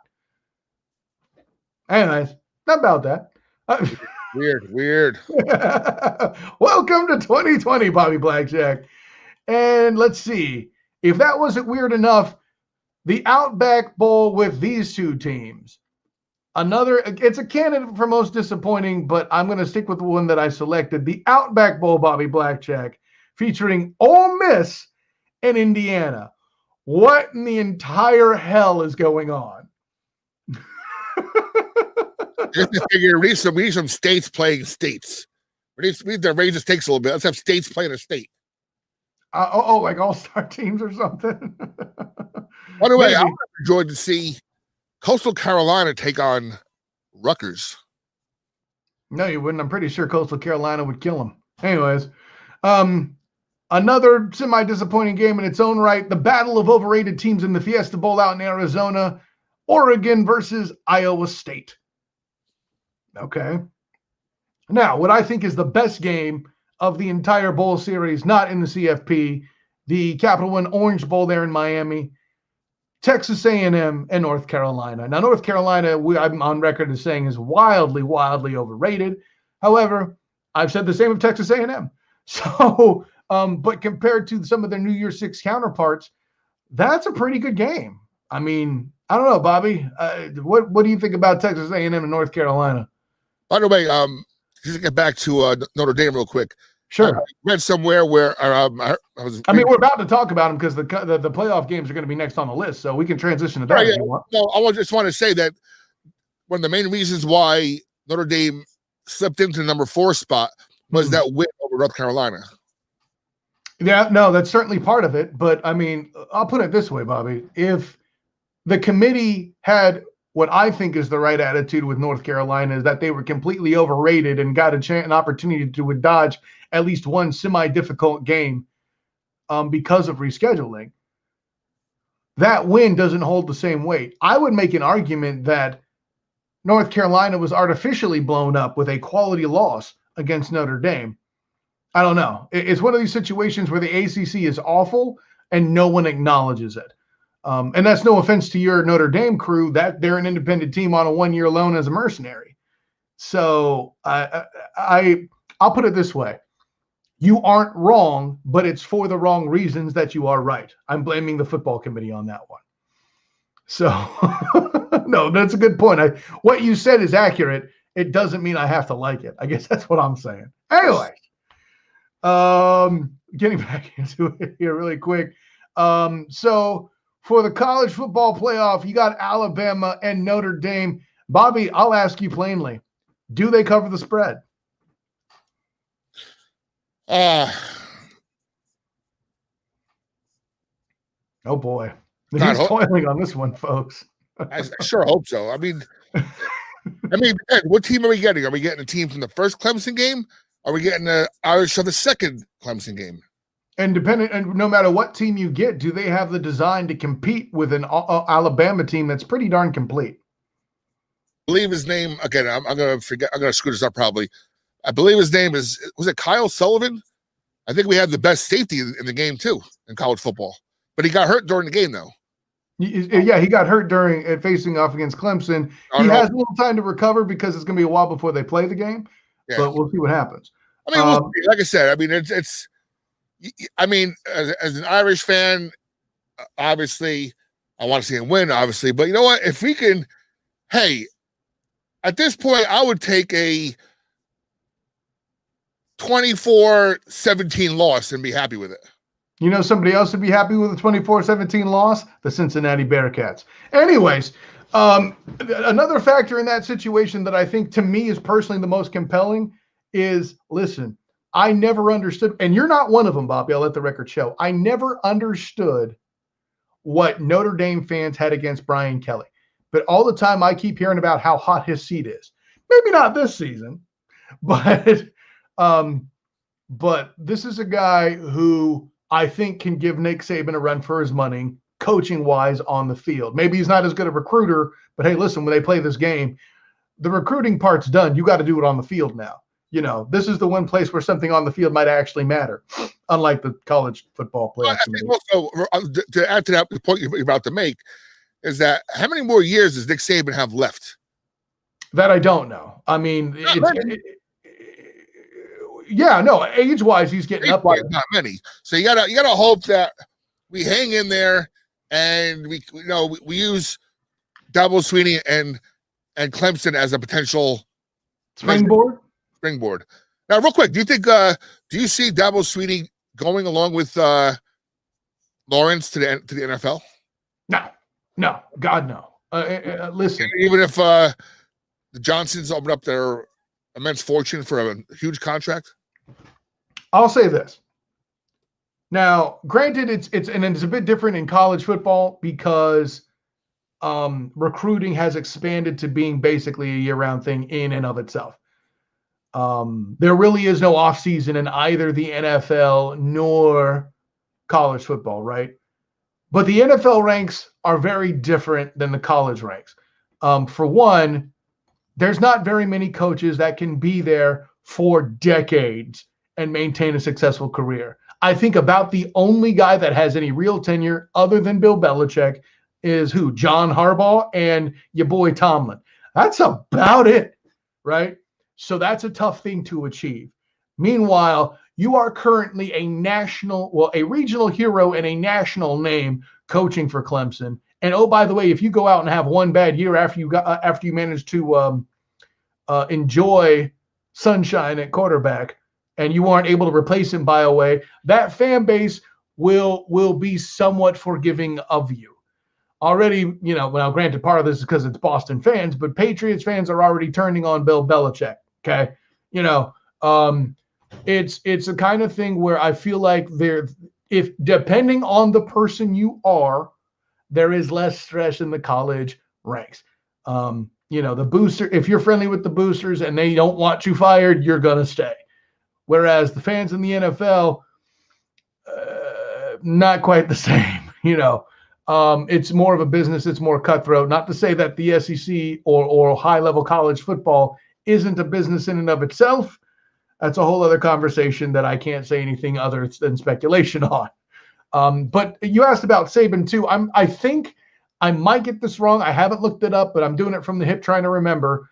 I think Saban has 2 more years left on his current contract, and he's getting up there where he's approaching late. I think he might be even mid to late 60. I don't know. He looks really good for his age is what I'm saying. Yeah, I can look it up if you want. But my instinct is that he's approaching. Say again? 69. Oh, shoot. Then I was going to be right. I'm saying that he's approaching 70. He looks great for being 69. Damn. I hope I look that good. I mean, listen, if he's using some Just for Men, I still got no judgment. Anyways,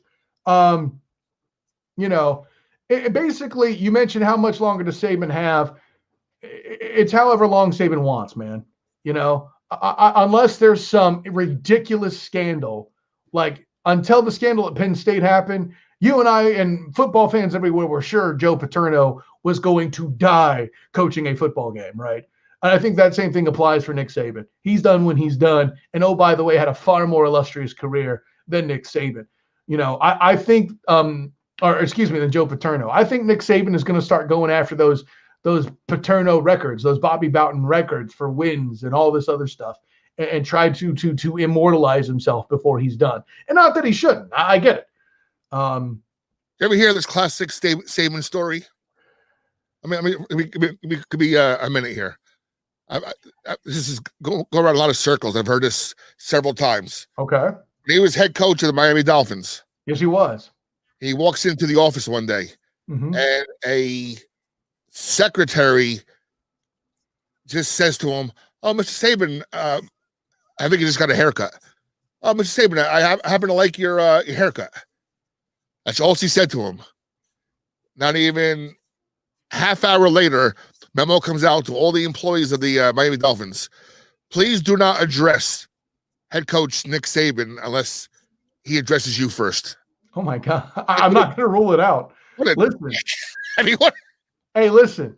Listen, we both know that Darth Vader and Emperor Palpatine, they're not good guys, but damn it, Bobby, they won a lot of games. Where would you put Moss Gideon on the list of Star Wars villains, by the way? Ooh, you just came in out of hyperspace with that trash. I wasn't ready for that. You gave me the opening there. You see, I got the opening. No, I know. I set the ball for you. Moff Gideon amongst Star Wars evil. I mean, listen, as Sith Lord goes, he's not Dooku, right? He's certainly not Darth Vader. There are probably people who might take Darth Maul in a fight, but I happen to think Darth Maul's kind of a stupid character. I know I'm probably going to tick off some nerd, but listen, man. First of all, the final chapter has not been written on Moff Gideon. A. B. You were cast and played by Gustavo Fring, aka Giancarlo. Greatest villain, character actor probably there ever was.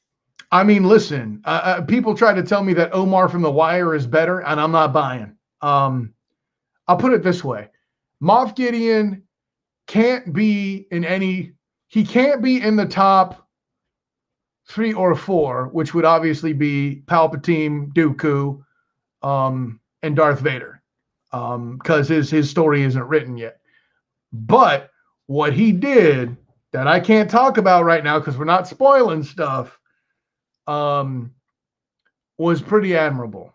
And listen, the Darksaber is friggin' awesome. Next question. Hell, if you look at it on the Jedi side, Mace Windu gets points just for a purple friggin' lightsaber with a gold handle. I mean, come on. Anyways. So, quickly, Bobby, before we transition to the NFL, does Ohio State cover the spread against Clemson? I'm going to go first. I'm going to say no. Trevor Lawrence is going to be sunshine, and he's going to shine the light on Justin Fields and show how big the gap between the two quarterbacks are. Bobby? That's a pretty – I didn't think about that. It just dawned on me that you're going to have the top 2 quarterback prospects playing head-to-head national TV in a playoff. Wow.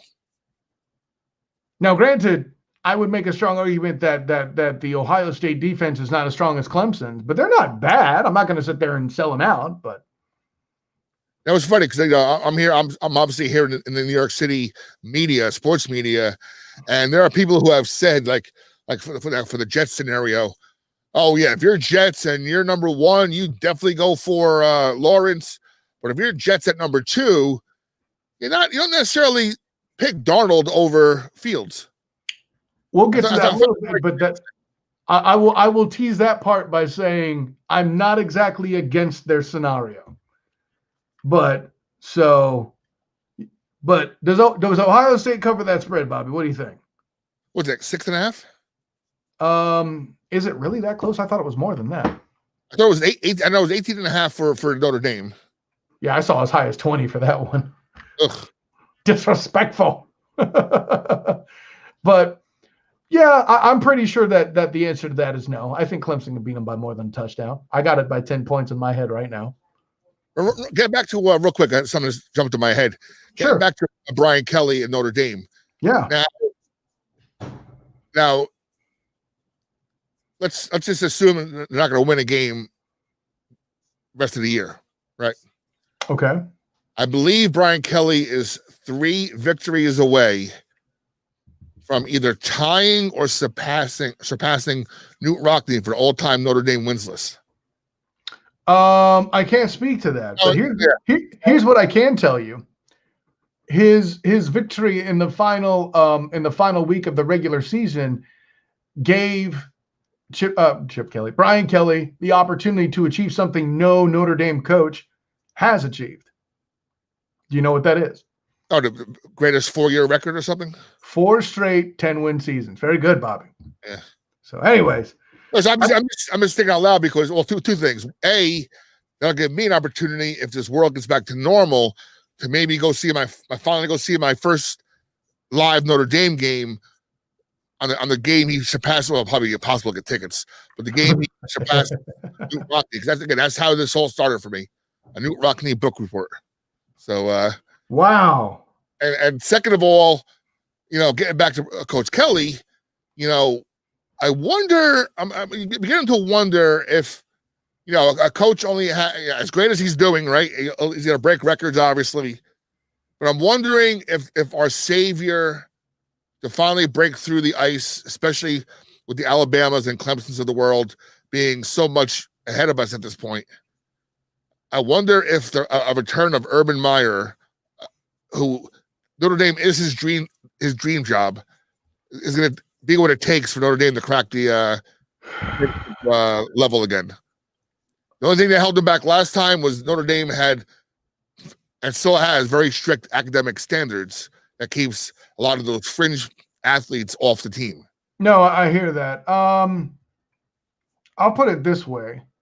If you put you mentioned Urban Meyer, I'm not so sure in that scenario with the certain academic restrictions that he thrives quite the way that Brian Kelly did, at least not immediately, because it's a limitation he's not faced before, right? So you're going to assume that if he goes back there, it's because they have lifted some of their restrictions, and maybe he gets a pool of, I don't know, say 5 to 7 players that are academically, but are going to be the kind of athletes that put you in that level of Clemson and Alabama. I just don't see Urban Meyer taking it. I mean, he's got such a cushy job as the statesman on the analyst show. What's I don't know. But then again, dream job you always wanted. There's that. Moreover, there's no way I can read the mind of a coaching prospect at that level. That you got to have a special sort of, what's his word, chutzpah in the first place. And I mean, like Jim Harbaugh, you saw coming. He was an alum. He made it to a Super Bowl. It was the next logical move for him to end up in Michigan. Notre Dame, I don't know. I don't know that he wants that burden to try to maintain excellence instead of building it up. I'll put it that way. Or maybe you talk about you need a certain type of Jedi thing to. I mean, the use of the Force, it would be very necessary, and the grade point restrictions certainly prevent a Sith Lord, the likes of Urban Meyer, to be involved.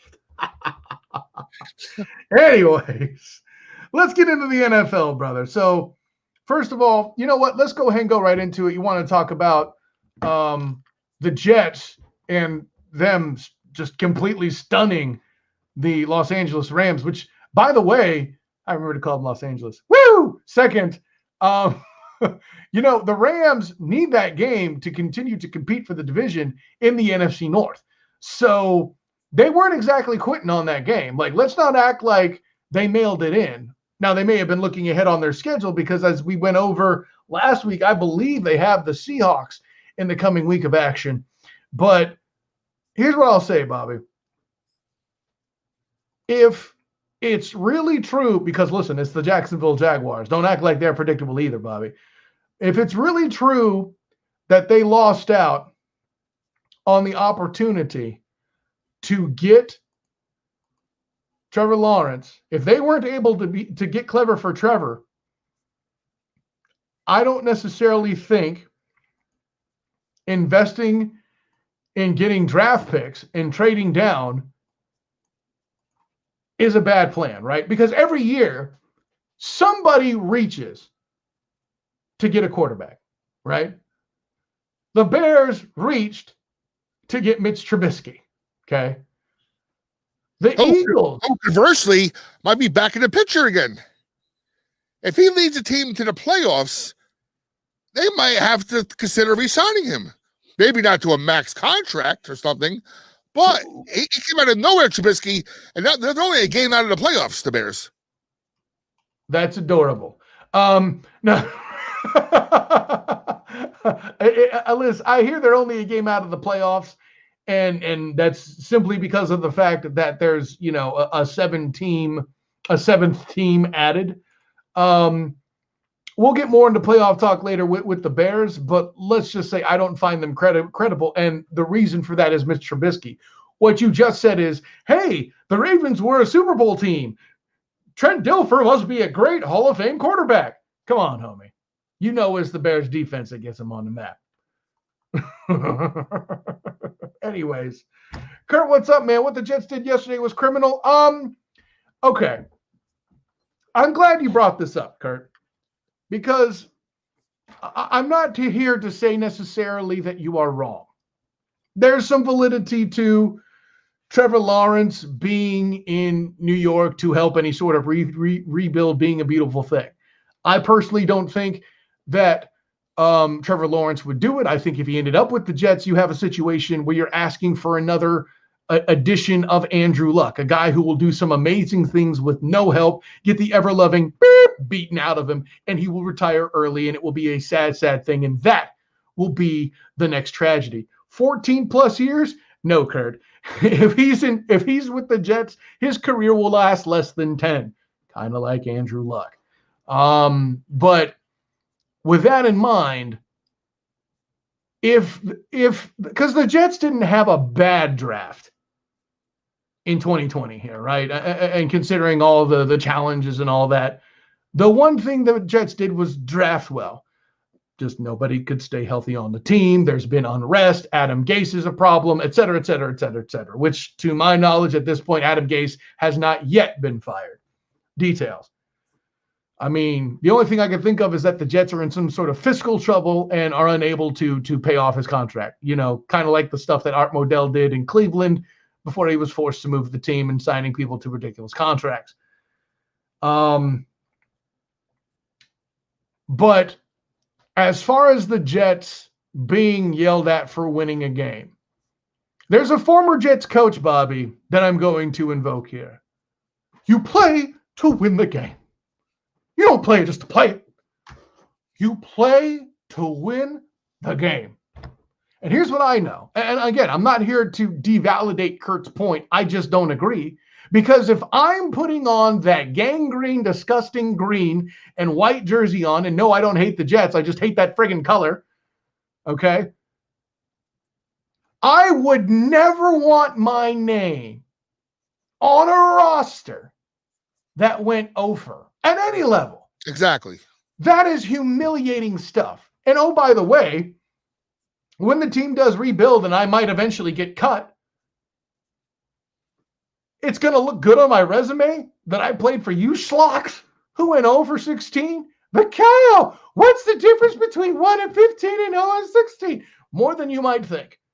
Because at the end of the day, if I'm 1 and 15, people might look at that film in the game we won. I might have done something significant, and then they'll continue to look at me, and it be a situation where they see that I didn't quit. An 0 and 16 team is going to be written off as quit, and that's not anything that does anybody in that franchise any good, particularly the franchise itself. Now, I get you, Trevor Lawrence's next level stuff. I've said that here. But I think he gets sheltered and bottled up and underused and abused. Not underused, but underutilized and abused if he's with New York. Now, why do I say that? What protection do they have? It ain't very great. Their defense, they got a lot of guys that have trouble staying healthy. They need a lot of young talent to get brought in. And oh, by the way, Bobby, Sam Darnold is still cheap. You could still have the opportunity to bring in a few free agents to make a difference here or there. You know, kind of like the Miami Dolphins did and are now playoff bound. No. Did they get the top quarterback? No, they got Tua. And a lot of guys questioned that. And I'm even here already saying for the record that Justin Fields is not Trevor Lawrence.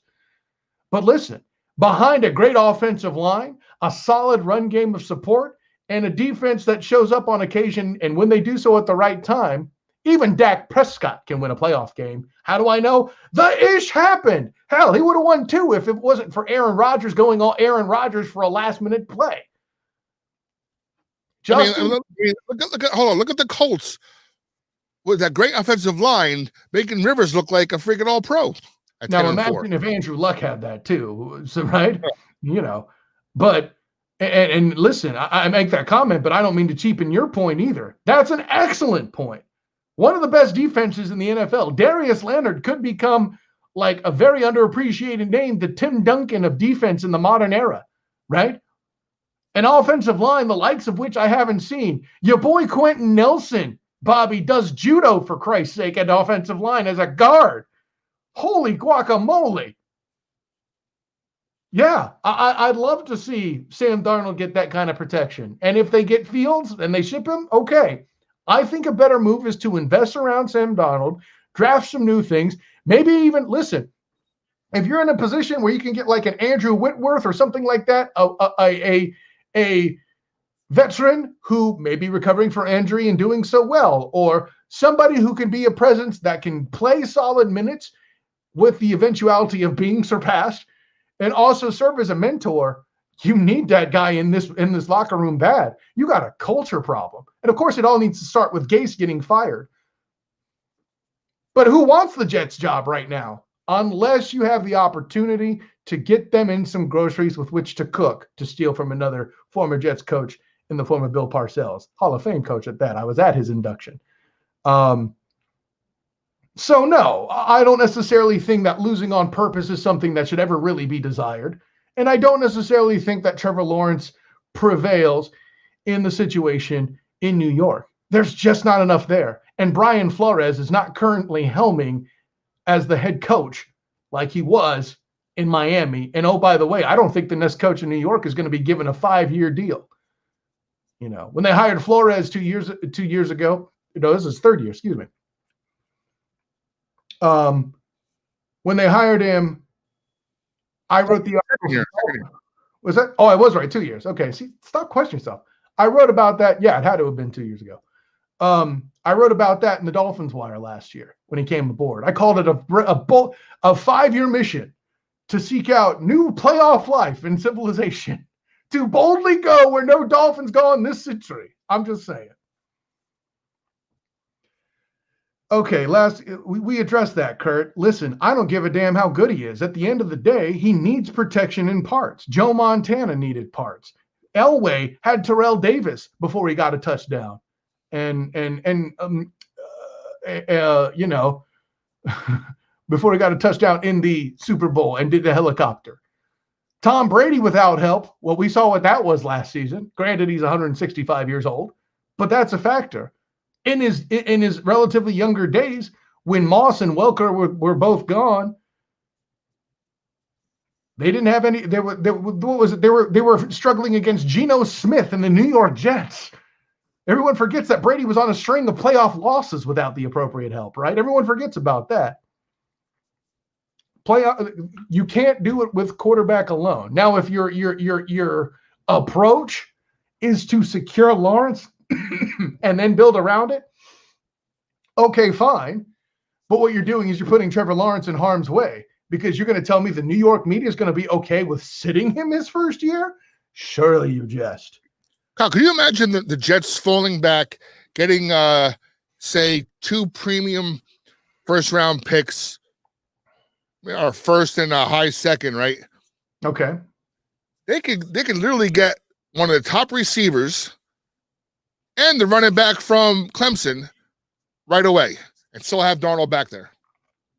That's an interesting point. I don't know necessarily that the next thing they need is even running back. For one, I mean, trying to find a damn safety to fill the gap that you left with Jamal Adams. Well, I think Marcus May is playing great. Oh, I'm not saying he's not. I'm saying why waste a second pick on a running back? You got bigger needs. Somebody. And by the way, if Marcus May is that good, by the way, I would see him going late first to somebody who needs to tack on a running presence. Let's say Green Bay pulls their head out of their butt. Not that they're going to pick that late. Oh, well, they might, but you see what I'm saying. So no. And again, Kurt, I'm not trying to say you're wrong with your comment, man. I get it. You're right. Trevor Lawrence is mentioned with all those names, but so was Andrew Luck. And we saw what happened there, brother. Anyways, no, good topic, man. And thanks, Kurt, for pitching in, man. You got a point. It's not that you didn't have a point. We don't have to agree, man. You're still great in your own right. You got your own show. You're doing your thing. It's awesome, man. I appreciate you checking in. So, but anyways, speaking of Jamal Adams, he got a sack, yet another sack this season, facing off against the Washington football team. Yes, because you can't spell Washington football team without WTF. And in the game where the Seahawks did their job and basically got themselves back in a commanding position with a victory, considering the Jets' victory over the Rams, Jamal Adams now holds the record for sacks by a defensive back. Bobby, the man in the press conference was absolutely elated by the fact that he's finally going to make the damn playoffs. It was an amazing thing. He was kind of, what was he? I don't mean to cut you off, man. I'm just so excited. I've never been here before. It was an amazing feat. But Bobby, the fact that Jamal Adams has to make the no, thank you, Kurt, has to be so heavily involved in the blitz to get to the quarterback for this team. Granted, Carlos Dunlap, his arrival has made his presence felt, so to speak, right? He's had 4.5 sacks in, I think, like the past 3 or 4 weeks since he's arrived. Mm-hmm. Not a bad rate at all. But the fact that you have Adams having to do that much to rush the quarterback on top of playing safety, and in pass coverage, doesn't that say all you really need to know about the Seahawks defense? Right? And to your point, that's it. He's blitzing. And you got guys like Bobby Wagner, KJ Wright on that team who are phenomenal linebackers. But yeah, he has to go from the third level up to the first level to make it to on the blitzes and stuff to get sacks. I'm glad you brought that up, Bob, because you know what that means? You got a horrible defensive line that can't soak up blocks, and biggins like me are getting to the second level to make their play. Keep in mind what extended Ray Lewis's career after Sam Adams retired was the drafting of Hilot Hinata. Remember that. Just saying. Not that you didn't remember that. I just kind of added that on for impact. Anyways, so by the way, many parts of the football landscape celebrated in this bit of news. As of yesterday, I should say, the Patriots are officially eliminated from playoff contention. So Jamal Adams is going to go to his first playoffs, and Bill Belichick is going to miss his first playoffs in a very long time. So I'm already officially down one prediction with I had the Pats making the 7th spot at 8-8, but fortunately it's the Cleveland Browns showing up to get me wrong there. So yeah, we'll leave it at that, man. Let me jump to this. Where are you at, Bobby, on the Carson Wentz debate and that whole situation? And of course, Jalen Wentz is now started 2 games, nearly beat the Cardinals, which is not an easy out. And now Carson Wentz has stated that he will not be satisfied as a backup quarterback. What do you think? I think he was just being an asshole teammate for saying what he did when he did it. Really? Okay. Well, I mean, you don't say right now, after only really one big game, he wasn't anointed starter for the rest of the season yet. You don't just go out and say, well, next year I don't want to have to compete for a job. I'm out of here. Well, I mean, first of all, I got to give shouts for Big Jim jumping aboard. Hey, listen, man, I'm smiling, but my teams are all in the secondary area with the Niners being all injured and UCF being relegated to participating in the best Boca Bowl on record when they play BYU tomorrow. I'm not a Notre Dame fan that's going to the CFP like you and Bobby Blackjack here. So that you do have that leg up on me, sir. I'll give you that.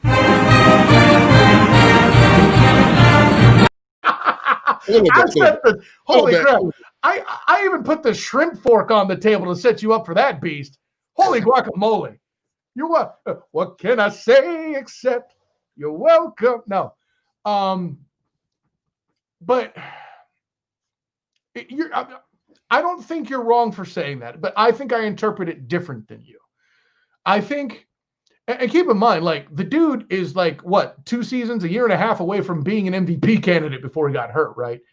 Injuries have plagued Carson Wentz. I'm not saying anything that's groundbreaking or surprising anybody there, obviously. But there have been many games where the Eagles didn't necessarily win, where the only reason they were in contention was Carson Wentz, right? Like, he's hitting receivers that are drafted out of Old Dominion. And while I got no beef with Old Dominion and what they do, we both can acknowledge, Bobby, that they are first a basketball school. And for a wide receiver to be drafted there, not necessarily a common occurrence, right? And a shipping company. And, okay, fair point. The shipping company travels for more yards than any receiver will in the NFL. That's what I'm saying. But, and I'm not here to say that Carson Wentz has played great either. Let's be clear. He's been a worse quarterback in football prior to his benching. I don't know the metric on that exactly. Right. Maybe not Brandon Allen, or maybe not whoever. Nick Mullins. Nick Mullins. Oh my God. I like Nick Mullins too. He's just horrible. So, but I mean, I get your point. I'm not here to say he's playing bad. Here's what I think the scenario is for Carson Wentz. And yeah, you're right. There's probably some emotion back behind what he said. And I think if the Eagles go to a direction, like, for example, if they trade him somehow to Indy and Indy's able to part with Phillip Rivers, that's a glove fit. I know I'm not the first person to say that, but damn it, I still love the theory. For the money that Carson Wentz is currently commanding, it's very simple to criticize him, no doubt. But by the same token, let's not pretend that there won't be some team out there that makes that trade and takes on that contract to get some sort of quarterback presence, right? I mean, he's an injury waiting to happen. I will totally grant. But with more and more mobile quarterbacks being drafted, it's going to be easier and easier to get a quarterback like they did with Jalen Hurts, right? To come in and fill that gap, right? Like, people are trying to sell me De'Aaron King out of Miami as an NFL prospect. I'm not buying. But if they get him or a guy like him for the sole purpose of backing up Carson Wentz as a youth, and maybe they find gold and prove me wrong. I mean, hell, what do I know? I missed on Cam Newton, right? But yes, that's my single most embarrassing, incorrect prediction, by the way, was him failing. But the hell do I know? But I traded for Cam Newton in one of my leagues this year. I finished 4-9. So hey, I was fooled by that great 3-game start until afterwards. But Carson Wentz, man, listen. Me and Danny Thompson on the show told you that Jalen Hurts was something to watch out for. And if Carson Wentz struggled or got hurt, he would do things. And he's doing things. I'm not here to tell you that he's going to be the franchise. I am here to tell you that he is a good quarterback. I am here to tell you that he will be a great backup at the very least somewhere. Who knows? Maybe he'll end up in Seattle, and when Russell Wilson's body finally starts to break down somehow, Hurts will come in. The irony. Hurts will come in and fill that void and be an excellent backup and pave the way to some playoff wins, or, possibly his version of a Nick Foles. The irony in that too. But I'm not ready to sell on Wentz. I don't necessarily have a problem with him saying he doesn't want to be a bench quarterback. There have been far less talented guys that have done that, And if you think it's kind of a douche move, oh, okay, I can see it. these guys are used to competition and their jobs being on the line every day. So to them and his teammates, I think it's less of a scathing remark. I don't think Wentz has anything personally against Jalen Hurts, but at day's end, Wentz has his big ass extension. He wants to do his part to keep getting that cash. And the fans are getting sick of watching him get paid for the performance that he's offering, especially in Philly, right? These are cats that booed Santa, for crap's sake. Booed Santa. They hit him with a friggin' battery or snowball. I forgot about the batteries. Right, Bobby? Yes, well played. Okay. You threw batteries at Santa. Listen, first of all, you're supposed to have the batteries to be prepared for whatever Santa might put in the damn stocking. Hello? Philadelphia fans, I've heard stories where a dad brings his younger son to a game, and of course they're fans of the other team, and people still want to fight him with his little kid next to him. Oh, hey man, listen, that's tame compared to some of the stuff I heard about Eagle fans. Like I know that I have a personal friend who named his daughter Kelsey in honor of the center that played for the Super Bowl team. So there you go. Still there. I know he's still there, but like when they won the Super Bowl, that inspired the naming. That's what I'm getting at. Anyway. All right, bro. Let's get into it. I did mention on my show last week that this year is going to be a fascinating. I think I mentioned to you last week. I think next year, this offseason is going to be fascinating for the quarterback position in the NFL. Between the trade potential and the guys coming out of college, there could be a pretty decent sized carousel of players moving this year. There could be some chaos. I can see that. I mean, hell, two of the things that cause it we just talked about with the Jets going down to number 2 and the whole Carson Wentz situation. And then that's not even bringing up the Niners and, people rumoring Garoppolo needing to leave there and all that other stuff. But no, anyways, quickly, Bobby, let's break it down for the NFL here. We got the playoff picture as it currently stands. Granted, we're still waiting for the Monday night performance to get turned in, but the Steelers are a clinched playoff participant.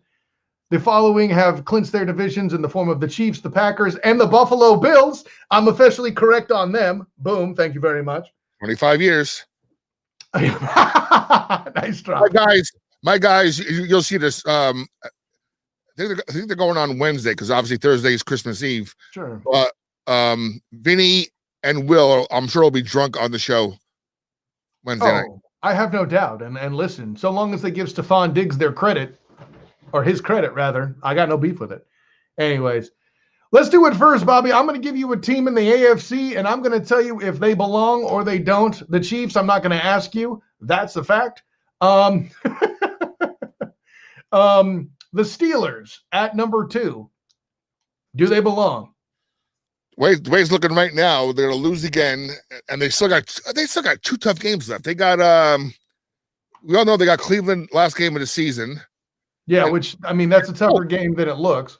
They have the Colts next week, which is a tougher game than it looks as well. So yeah, no, the Steelers may drop. Why? On the strength of one game I already see on the schedule here for the Bills at 3. Good or bad? I think Bills go up. I think Bills go up to number 2. But yeah, Bills are. I mean, like I said, we're voted the best fan base in football. A city that has 2 teams to root for, and they're feverish about both of them. And even Governor Andrew Cuomo, he of the COVID daily reports and doom and gloom every day, has stated he wants to go to the playoff game in Buffalo.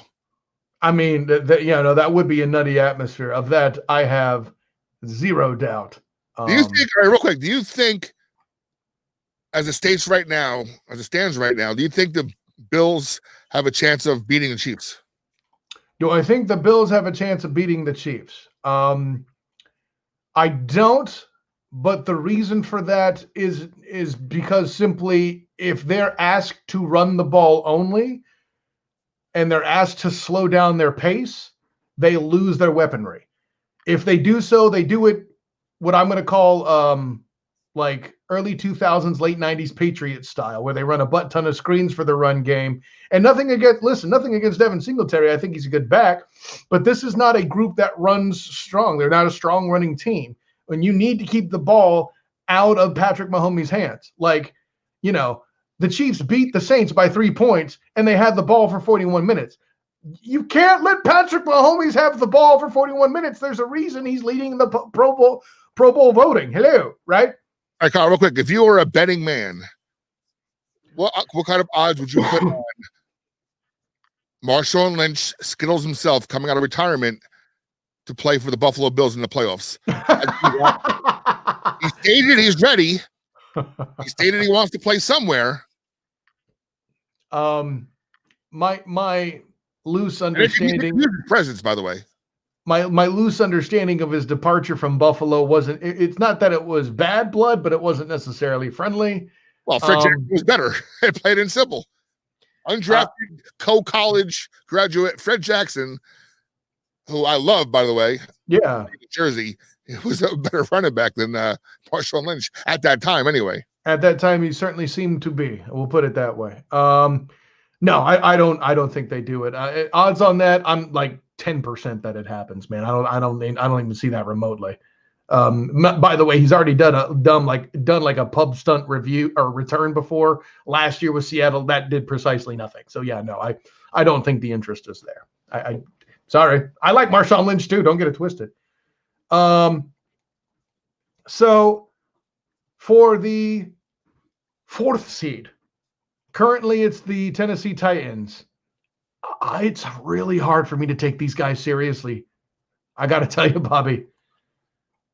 Their defense has definitely taken a step downward. But what have we seen time and time again? You mentioned you're at the Hall of Fame induction of the great Bill Parcells. Indeed, I was. What did he preach, especially in playoff time? You are BP running back. Oh, go ahead. BP running back, controlling the ball, controlling the clock. Yeah, you're not wrong. Derrick Henry does that precisely. I'm not here to argue that, but the thing about running the football is you only have so many opportunities to score yourself if you have the ball most of the time like that. And at the end of the day, if your defense can let the other side score quick, I don't care how much Derrick Henry holds the ball, you're still ineffective.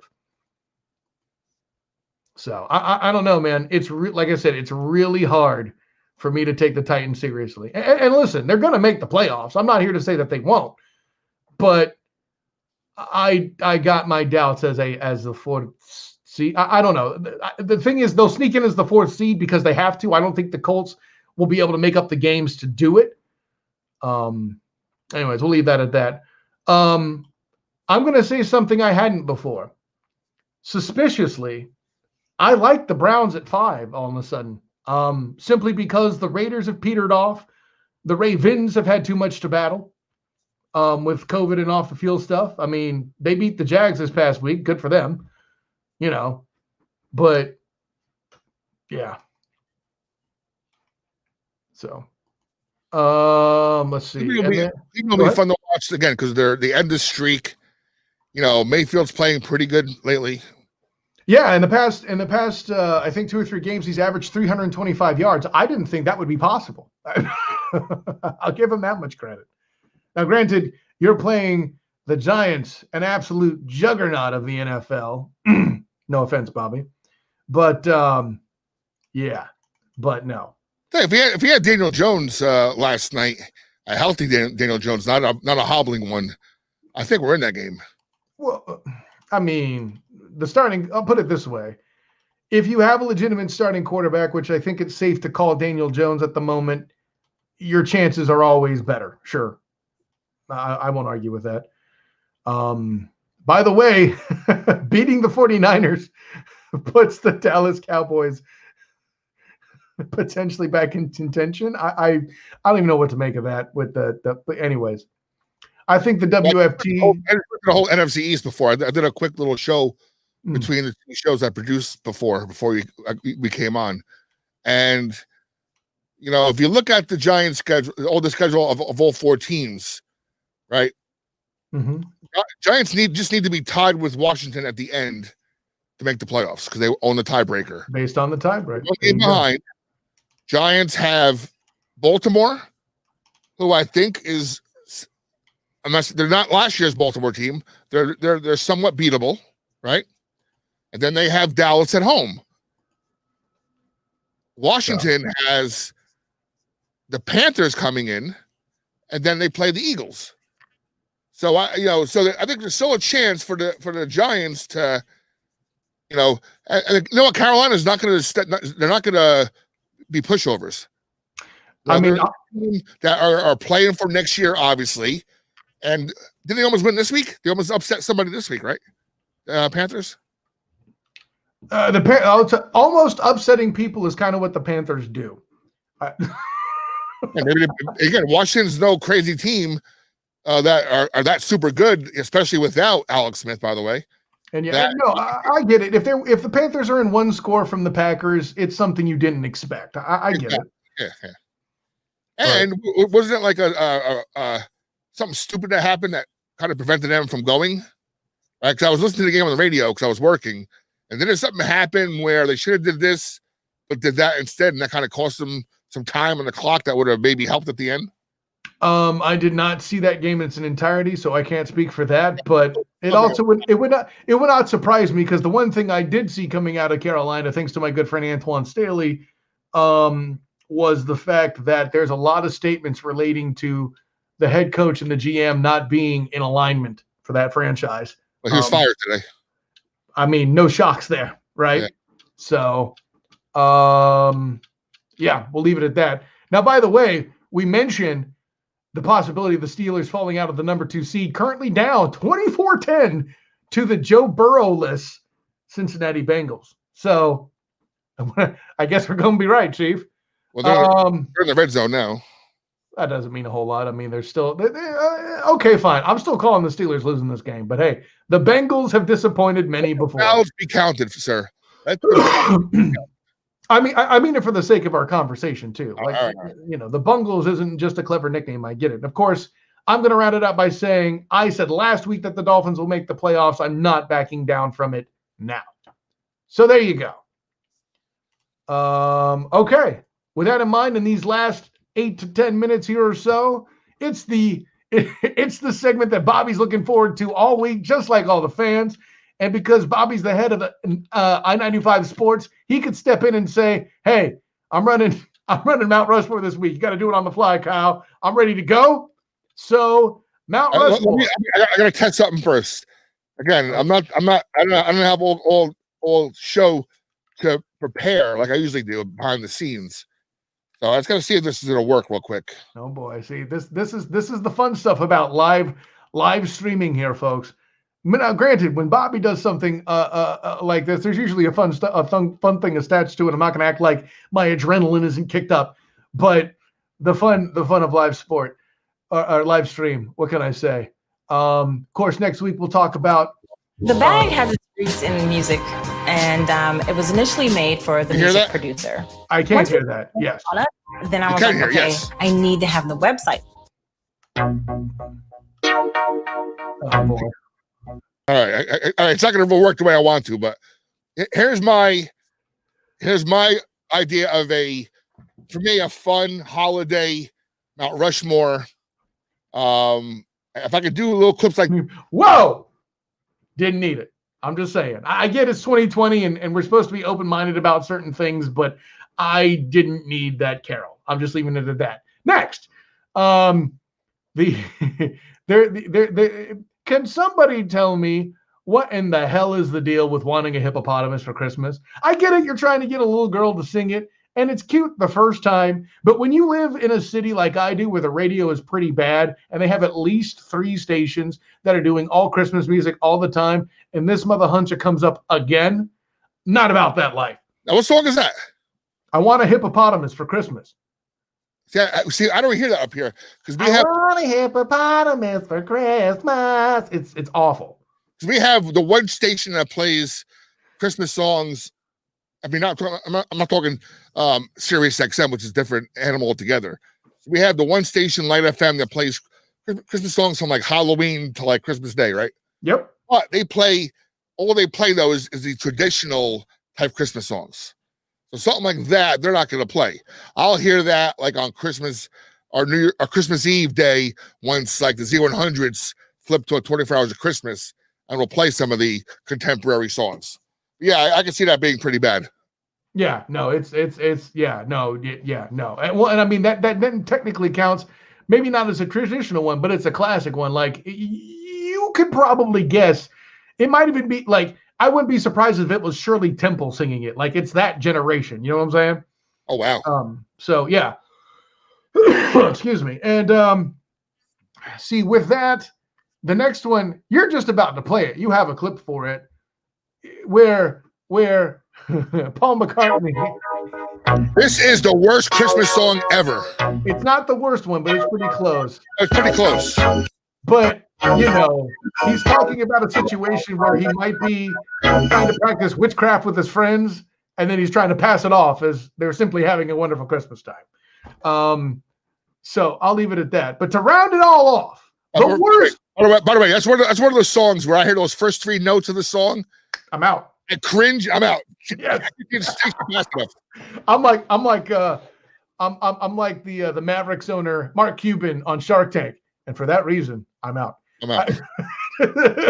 No, man. But the worst one for me, listen, there's a reason why there's a game every year on Facebook. It's called Getting Whammed. Oh. And that's when you hear the song Last Christmas between the days of December 1st and December 25th.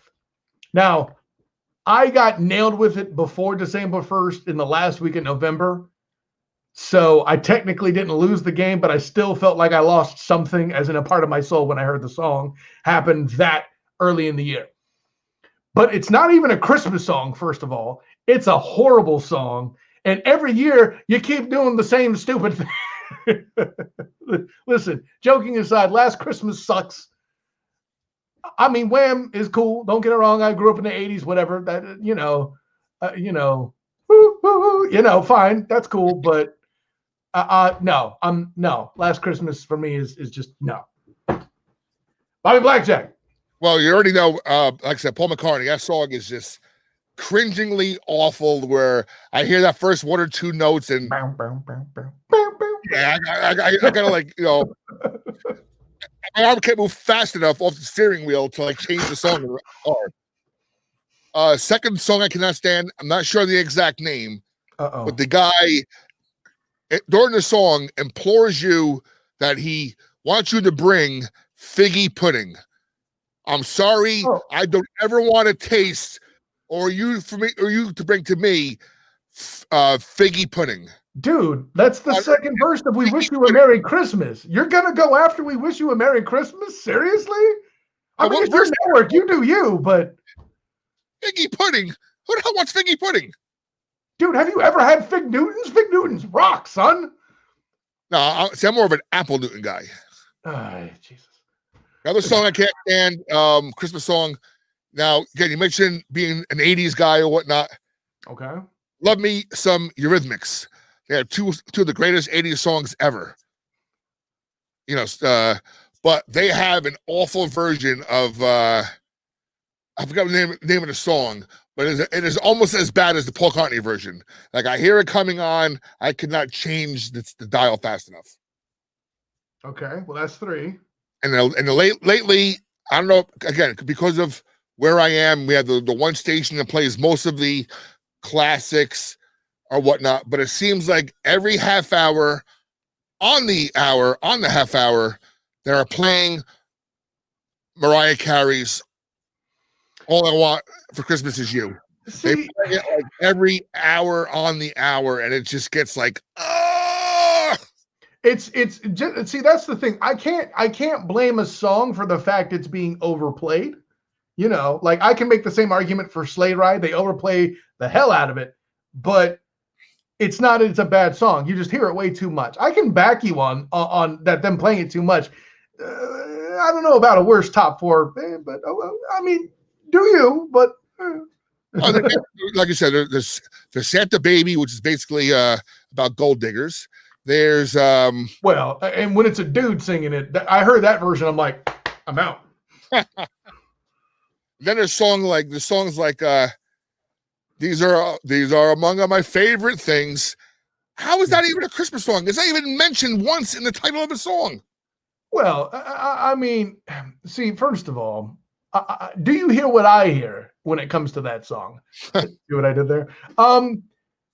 I think it's when it comes to some of these songs too, it's about the version of it you're singing, right? Like the classic one isn't so bad, but there's a lot of clever rhymes in there, dude. I listen. I mean, it's not dropping hot beats like you might expect from Snoop Dogg or something, but it speaks to me. I get it, of course, when it comes to keeping a shopping list, those are not among my favorite things. I'll leave it that way. Yeah, so yeah, I thought it was a little fun to do that. And real quick, we got to do one more thing before we call it a night. We have to excitedly talk about that last episode of The Mandalorian without man. See, you had me fooled too. I thought you were going to do a Star Wars edition. That'll be next week. That'll be next week. Okay. But I was thinking about next week, and let's say that. Let's say it out loud now, so we both can prepare for it. Well, I don't want to be prepared. I just know it's Star Wars. I know it's Star Wars themed. That's all I know. Okay. So I'll get my lightsaber and all that. But listen, man. Did you expect that? First of all, expect is too strong. I heard a theory that made sense that those who show up do. I realized it was the people they were before they made the reveal. I can't say the precise moment because I'm not trying to spoil. But I will suffice it to say that the ending is the Mandalorian, the Baby Yoda show is a production that doesn't lose any steam from season 1 to season 2 at all. And if you think it does, feels like you're tell me how you think so. Feels like you're in a theater watching Star Wars, like we did our whole lives. Well, right. And it shows that Jon Favreau is smart enough to put together something that makes sense on a live stream. You got to stop treating streams as television shows and treat them as trips to the movies like they are. You're going back to the days where it's serial cinema rather than being a television show. And there is a difference, when you factor in how much more technology and budget you got to throw into it. So that's, as the guy that reviews movies and such on Hilarity by Default on the side, where we're going over Christmas movies, just did Edward Scissorhands, and we will expect The Bishop's Wife to drop here on Christmas Eve. So look forward to that. But yeah, Bobby. Well, I just mentioned before also real quick that I am supremely painstakingly waiting for March to come, which means for me, for you, you're in the heat, so you're good. But for me, it means the light at the end of the tunnel that winter is finally over, right? Hopefully they take about winter, but who knows? But with this, if there's one silver lining, and I hate to even say that with all the stuff going on, but if there's one thing about COVID that I don't want to say silver lining because it's such a bad analogy. But all these movies that latent benefit. Yes. Like all these movies that are supposed to come out are now coming out for free if you have HBO Max or Amazon Prime. Oh yeah, so, me and my wife are going to snuggle up to 1984 Wonder Woman, no doubt. So in March, for me personally, I'm ecstatic. First, you have Coming to America 2 coming out on Amazon Prime. Man, we don't have enough time left in the show for telling me how that's a crime of humanity. They even made that trash. But you know what? At least it's the same people involved, and not like let's just remake it.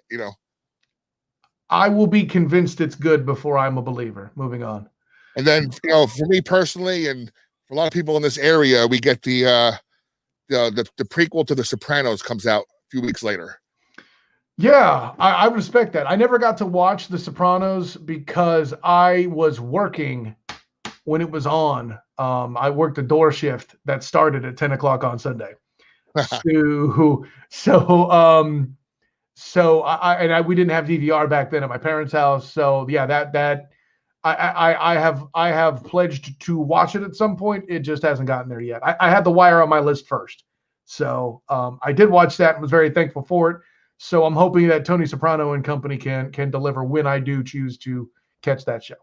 Yeah, man, it should be great. It's something we're looking forward to. And again, it's just and God knows beyond that what can happen as far as movies coming out until we're ready to go back to theaters. And that might be, like I said, it might be a subliminal treat in an awful situation that we can now watch some of these movies that we want to in our own homes safely. I mean, the theater industry is going to suffer. We talked about it on Hilarity by Default, on the YouTube channel Hilarity by Default, by the way, about that very thing. If I can find that episode, I'll send it to you. But yeah, there's a good reason to think the theater industry is threatened, but it could lead to the convenience for the consumer to enjoy what you're describing. Yep. All right, my friend, let's call it a night. Yeah, no. Okay, listen, great times. First of all, everybody, before I hand it to the man himself, the leader and of I-95 Sports and the super producer supreme, Bobby Blackjack, I want to go out of my way to wish everybody the Merry Christmas and Happy Holiday that you deserve, because we all deserve a little bit of joy here. Just please do it in a setting that is safe and healthy. Do whatever you can to make sure that the vaccine can do its part once we finally do release it, that we can stop the spread, and we can do what I can to get my daughter back at freaking school because she wants to go back to school in the building. Thanks to Danny Thompson for keeping the seat warm. Shout, letting me keep the seat warm for him, I should say. And thanks last week to Hunter, and next week when he comes in to do the NBA, and he can let me know what we should be excited about in the first week. And of course, we'll be back with our assessment of various bowl games that took place, and of course, NFL playoffs crawling their way forward. So anyways, find me on Twitter at the SOTG. Find me on Facebook as a student of the game, and on Instagram as the same, the SOTG. And look out for Hilarity by Default on Hilarity by Default's YouTube channel, talking about the Christmas movies this year. Bobby.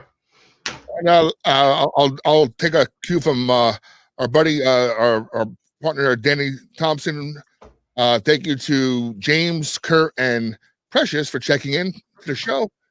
And I will be back on the air probably maybe tomorrow. I'm making it a point to be on the air a lot more and just come on and do my thing. And so I don't want to talk about Christmas Eve just yet. That's a very important and sad day for me, but I'll save that for the air. But I just want to wish you and your family a very Merry Christmas down there in Florida.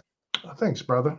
And everybody else out there. And we'll be back next week for the last show of the year. Yeah. And then, again, sports is starting to get back there. And we have 4th down. Last chance for the Steelers here. 4th and 10.